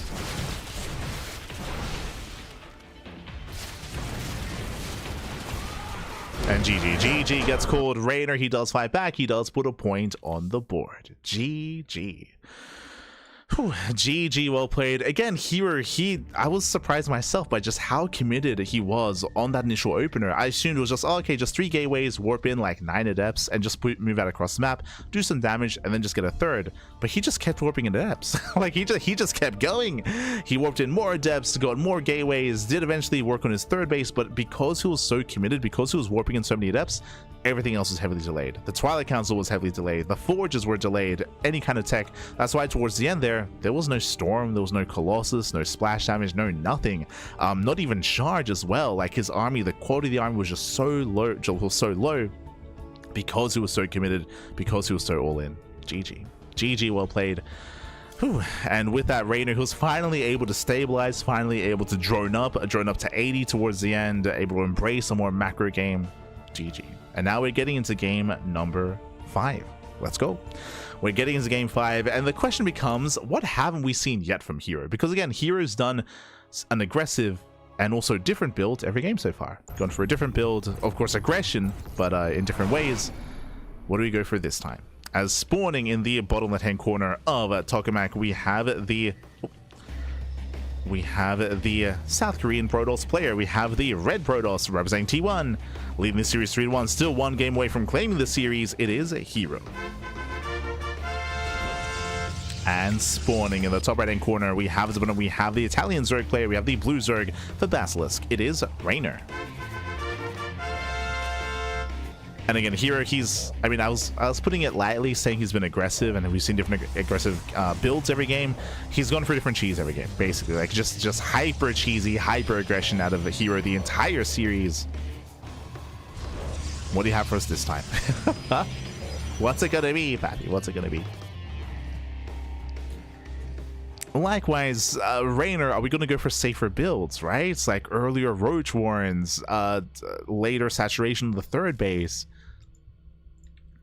We are loading into Tokamak. Now, if herO were to play standard, this would be the best map for it, right? The best map to just calm down, Stargate into +1 and Blink Stalkers, into a third base, into a fourth base, and macroing up into Skytoss. This map is ideal for that kind of play. And if there were a map where I would favor herO against Reynor on macro-wise, like this would be it. So we'll see if he does calm down and go for something more macro-oriented, or if he commits into another hyper-aggressive build, which has been the case every game of this series. Let's go.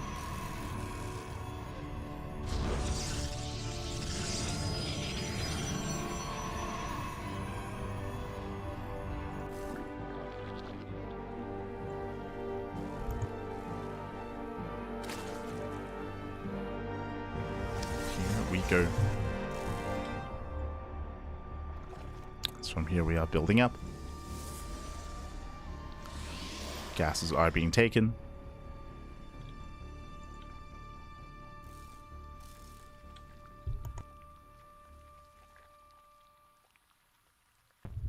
And soon we'll get eyes on the pylon location. We'll get eyes on the tech.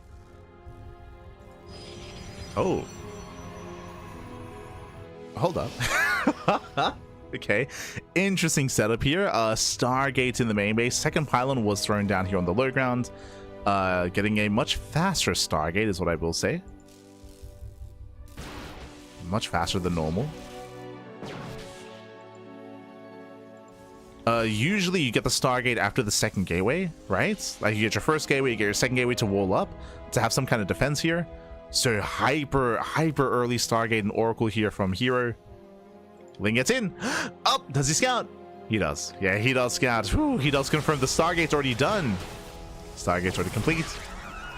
Now we have the gateway on the way. Reynor is aware and he's getting in position.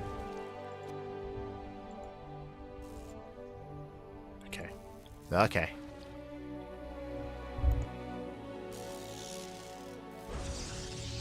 Oh, right. Of course. Sorry. My apologies. Like, the first pylon was in the main. It's throwing me off. That's why I was so confused when it came to the Stargate placement. But, yeah. Sorry. The first pylon was in the main base, not at the natural. So really quirky start, and we're going into a robo follow-up. Interesting. Now, if you remember, if you were watching the Tuna Cup last night, and if you were watching not just Tuna Cup, but even the more recent events here with Skillus, with Cristiano, with MaxPax as well, we have been seeing a resurgence of the robo into Twilight Council into High Templar into delayed Archon drop. It's a build that is relatively popular amongst the European Protoss players. It's popular amongst the Europeans. We'll see if that's what this is. As that is extra gateways. Prism is on the way. My assumption it's going to be a Prism into the Twilight Council, into a Templar Archives, into 4 High Templar across the map. That's what this looks like here, which is the delayed Archon drop. And I believe this is the first time I'm seeing herO do this. Like, again, like this has been in the scene and in the meta since the beginning of the year, since around like January, February of this year. Yep, Archon drop. But players like Zound, Classic, and herO did avoid it. Like, they avoided this build for a long time. First time I'm seeing herO do it. Okay, let's go. Let us go. The way this works is you morph in the High Templar, you morph in the Archons, you gain map control, you delay your opponents, you contain them, and then you can build up into Charger, Archon, Immortal. Into a very robust ground army. Specifically, the Polish Protosses are really fond of it. So think of like Geralt, Cristiano, Batty, Mana especially, true. Mana, he almost exclusively did this build for a good amount of months at the start of the year.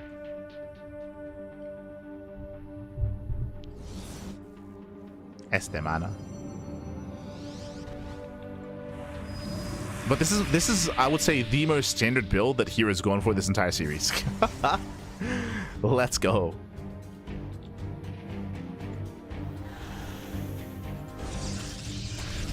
And this is just to gain map control. You can warp in Zealots with this to try to reinforce if you see an opening. Archons, they move in. They try to hunt down the Queen. So far, Reynor keeps up. Let's transfuse. Ooh, but one Queen does go down. So far, here just looking for more damage. Gets the Overlord. The Reynor does move out for a counterattack.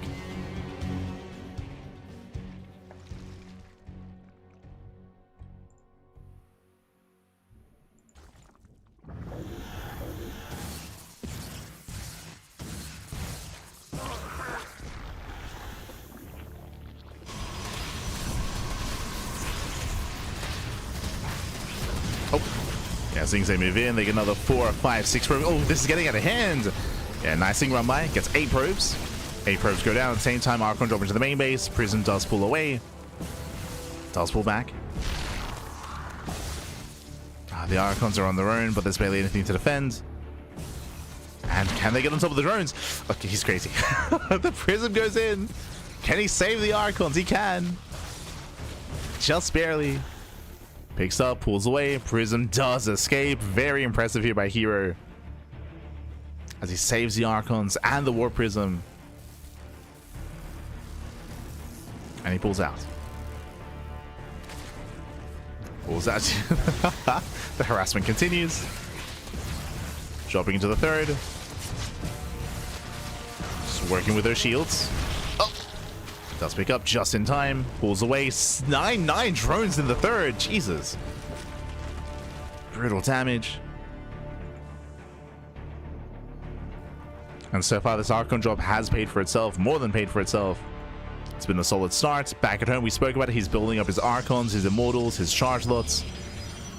He's building up this robust death ball of an army.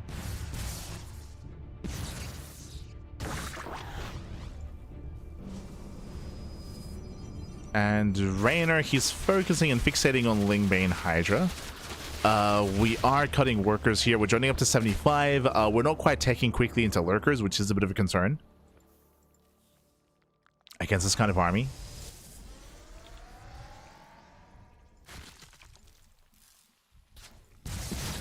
Oh. But again, a big part of that is just because of the low economy for Reynor. Now he's joining up a little bit. But I'm worried about the storm timing. Okay, Reynor now he's taking up. He's thinking about his hive, he's thinking about his lurkers. We'll see if he can get there. There's going to be a window in time where Reynor is vulnerable before he gets his lurkers out. Oh no! Does get the Prism. Nice catch. Prism goes down, and I assume that herO was going to be pushing with Storm. He is not. herO throws down the Fleet Beacon. We did mention at the very beginning of the game for a reason. Hey, Tokamak is known for longer macro games. It's easy to defend on 4 bases. If there were a game for a herO to build up and get into Sky Toss and go into the late game, it would be on Tokamak, and now we're seeing it here. Fleet Beacon into Sky Toss. Or potentially just into the Mothership. There's only 1 Stargate, true. So this might not be a Sky Toss switch yet. Here he breaks up his army. Going for a split push. Very risky. Does an Iron expansion. Still has those storms.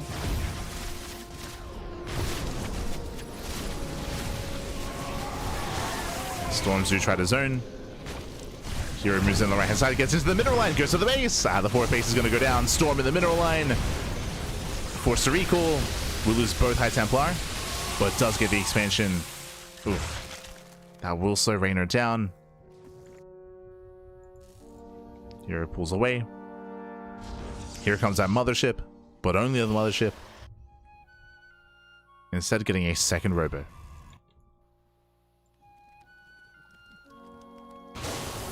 Second robo's on the way.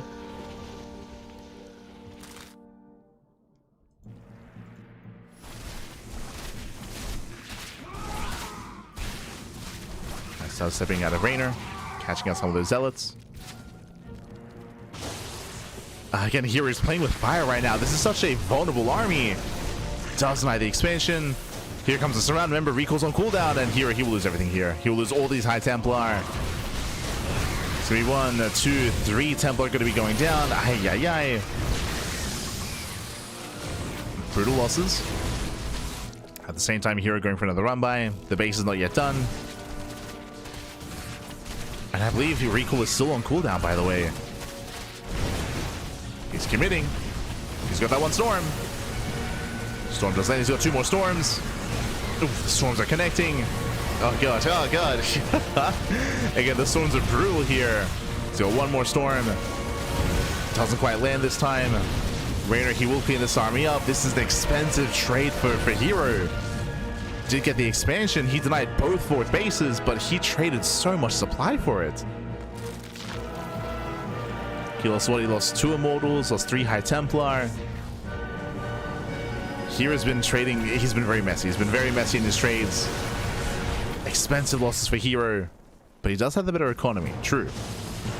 He's got the better economy. So here he can afford some of these bad trades. Just to make sure that Reynor can't expand. So they try to engage.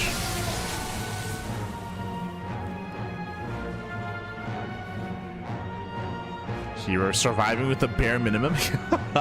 Like again, like this army is just so frail. He's got 3 Immortals, 5 High Templar, 1 Tempest. But he's holding on.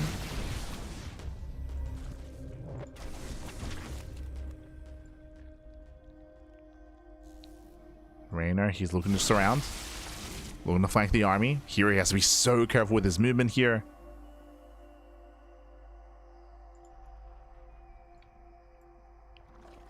He has to babysit this army and not get caught out. He's slowly building up his Tempest count. Yo, Mothership is coming in. Here it comes. True, true. There is a recall. I was thinking about the base recalls, but there is a Mothership recall as well. Oh no! Speaking of the Mothership, gets caught. Barely pulls away. Meanwhile, storms on the mailings. There's still, what, 2 storms left? At least 2 more. Once again, turns away. Lings are coming from behind. Bailings will connect. They do. Yeah, double go down. And here he will lose this army. He will lose this army. Massive loss here. This is what we did mention, that here he had to be so careful. We spoke about how frail this army was. And here will lose everything.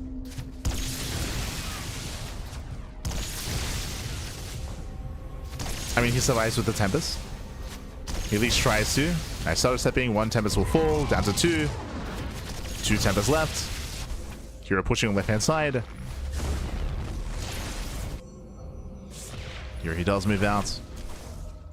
Once again, should emphasize that Hero does have the better economy. He will knock down the base once again. Another expansion. The base recall has reset.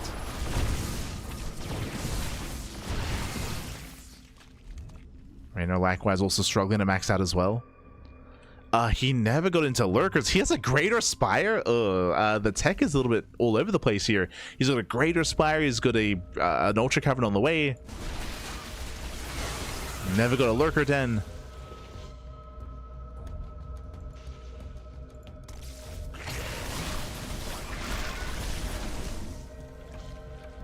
We don't have the room to go into brood lords. Lurkers would have been ideal.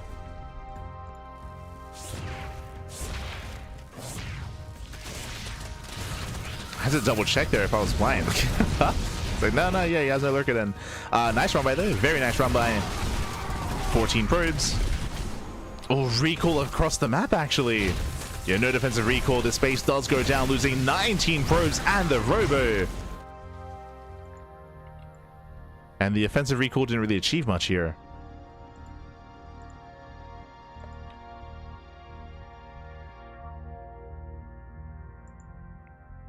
So nice pick up by Reynor, but Hero's maxed. He's maxed out with what exactly? 3 Tempests, 7. He has a heavy immortal count. 7 immortals. We can see Reynor's trying to go into Microbial Shroud. It's ambitious. The Ultras don't have upgrades. The Ultras have +1 carapace. Yeah, the Ultras are going to be a non-factor. Banling's decent connections. They crash into High Templar. They crash into the Zealots. Another Ling run by. Hero's out of position. Mothership is coming in. Nice cloak. Mothership does defend. Hero pushing back in. Does snipe the expansion. Reynor just can't expand. he just cannot maintain a 4th base. He just wants a 4th battle. Just wants a 4th expansion. Storms are connecting. We have Ultras on the way. Let's go. The +1 Ultras. Let's go. Bearing in mind, +1 Ultras against 7 Immortals. The Ultras, they just melt. Yeah, they just melt. Immediately, storms are connecting, and Hero, he has done it. He has broken the main army. GG gets called, and Hero will take the series 4-1, taking down Reynor. GG. Whew. GG, well played. Hero, he does claim the series. A very dominant showing here out of Hero, and a lot of really diverse play as well. What I appreciate is we saw a very different kind of game every single game at a Hero. Sorry, very different build every game at a Hero. Game 1, we did see the Tempest Rush. Game 2, we had the 2 base all in. Game 3, we did have, oh god, my mind is blanking actually. All right, game 3 was on Last Fantasy. Oh no. That was the game where we saw like the 2 base Twilight Council play into early charge. So rush into early charge. On Persephone, we saw the 3 gate opener before the 3rd base. And here in game 5, we did have the delayed Archon drop, which was the most standard game. Like we this was the most standard game that we saw out of herO. Reynor had a really hard time keeping up with the aggressive nature of herO, had a very hard time, as we saw some very crazy and very diverse builds out of herO. Reynor, at times, he was misreading, he was miscalculating. We saw the Tempest, for example, arrive, and there was no lair, so the Tempest just ended the game. Likewise, we saw him caught out and caught off guard by the Zealot, by the charge all-in as well. I had a really hard time keeping up, and GG well played. The one game that Reynor was able to take was when herO overcommitted into Adepts and Reynor actually got into an 80 worker count 4-base economy. He actually slowed the game down, built up his economy, and then Reynor snowballed out of control. Here, Reynor almost got there. It was very shaky though. And again, we saw a lot of the tech was all over the place from Reynor, right? With Reynor going into the Greater Spire, then into Ultra Cavern, skipping Lurkers entirely. If you remember, we spoke about how herO had a window in time before Lurkers where he could deal critical damage, and there were never any Lurkers, so like that window was even greater. But despite that, herO was also being very messy, right? We saw a lot of moments where herO was losing his Immortals, his High Templar. Like, it was a very messy game for both players, for both sides, and GG well played in the end, did go in favor of herO. Congratulations here to herO. My condolences to Reynor, as again, Reynor, he's back to the rift, Pappy. He's back to the rift. GG. Ultra Cloud could have worked, maybe. Like, Ultra Cloud can work, but if you remember, we were discussing, we were bringing up the lack of upgrades, for example, the lack of economy. Like, getting into Ultras, it's definitely a process, and Reynor, he kind of stumbled his way there. Like, sure, it can work, but like, getting there is what's important. And his early to mid game, sorry, his mid game, and his mid to late game was lacking, of course. But a part of that as well was also the aggressive nature of herO as well. It was very messy, but GG well played. With that, congratulations to herO, and thank you so much. Shout out to LiuLi for hosting the event. Again, this is a sporadic show match series where every couple of weeks we have like a best of 7, or we have like a double elimination bracket or a round robin group stage. Like, every other week it's a different format. Sometimes we have like off-race show matches. True, we've had some off-race show matches as well, featuring herO, featuring Clem. I think we had like a PvT, like off-race show match or something not too long ago. But yeah, LiuLi, he likes to have a lot of fun. With these show matches, so much love. Otherwise, thanks for watching. We just wrapped up with both of our show matches. We just wrapped up with the ByuN versus Rogue match, and also now with the Reynor versus herO match as well. If you missed out, I do recommend the VODs. It was a lot of fun casting StarCraft Evolution again after so long, and we'll see you guys next time. I believe this is our only cast for today. This evening, we should be having our evening free. Let's have a look at the schedule, as tomorrow we're going to be live with Wardy TV Monday. Back-to-back Wardy TV Monday on Wednesday night, or Wednesday morning and Wednesday night. The reason why we have 2 casts of Wardy TV Monday is because I believe Wardy had, I think he was on the main page? No, front page, that's it. He was on the Twitch front page, so because of that, he did organize 2 tournaments back-to-back. So one Wardy Open into another Wardy Open, just so we could maximize his exposure on the front page of Twitch. So that's why he hosted 2 events, and that's why we have 2 replay casts over on Wednesday. So we'll be catching up with those weekly open cups. Meanwhile, we have the Turtle Tussle on Thursday, we have the Pond Cast on Thursday, we have Pigosaur Cup, MSO, and STC as well. So plenty of content throughout the week. Thankfully, our weekend is a little bit leaner. So Friday, Saturday, Sunday, only 1 cast a day.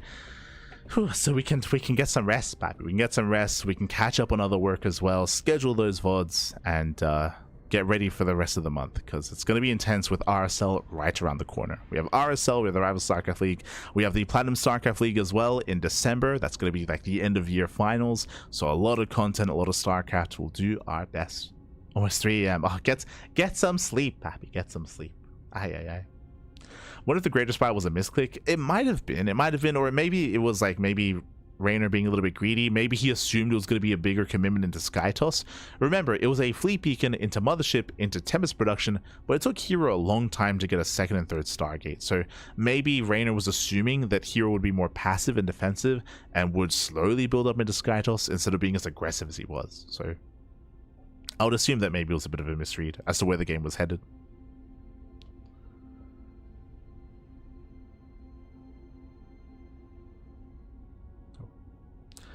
But with that, GG. With that, GG, well played. With that, thanks so much for watching. Thanks so much for tuning in. And we'll see you guys tomorrow for the Voidy TV Mondays. Otherwise, I might be live later on today. I'm going to go get some rest and get some food, get some breakfast. But I'm probably going to be live later on this evening with a ladder stream. With ladder stream, I haven't laddered in a month. It's been like 26 days, 27 days. It's been a long time. I just haven't had any time because of all the casting that we've been doing. But I will have a cheeky ladder stream and maybe stream some other games as well, just to unwind, just to decompress. Otherwise, thanks for watching. Thanks for watching. If you enjoyed the cast, if you want some more StarCraft, then ! socials in the chat. You can follow us on YouTube. We have YouTube. We of course have Twitter, Facebook, Instagram, YouTube, and Discord. All things CranKy Ducklings. We upload on YouTube on a daily basis, so all the VODs are all on YouTube, and all the content is all streamed on YouTube as well. So it's all there available to you. If you see something that you enjoy here, and if you can't watch it live, if you're like, yo, wait, what? ByuN versus Rogue in a best of 9? I tuned in late. Well, check out the VODs. Check out the VODs. It was an amazing best of 9 series.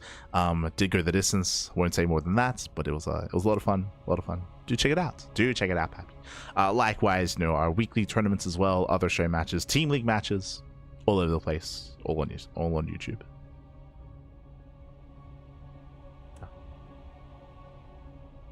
One more StarCraft. Watch the VODs, Pappy. Watch the VODs. But otherwise, thanks for watching. Thanks for watching, and we'll see you guys tomorrow for some more StarCraft. Until then, ciao, Pappy, ciao. See you tomorrow.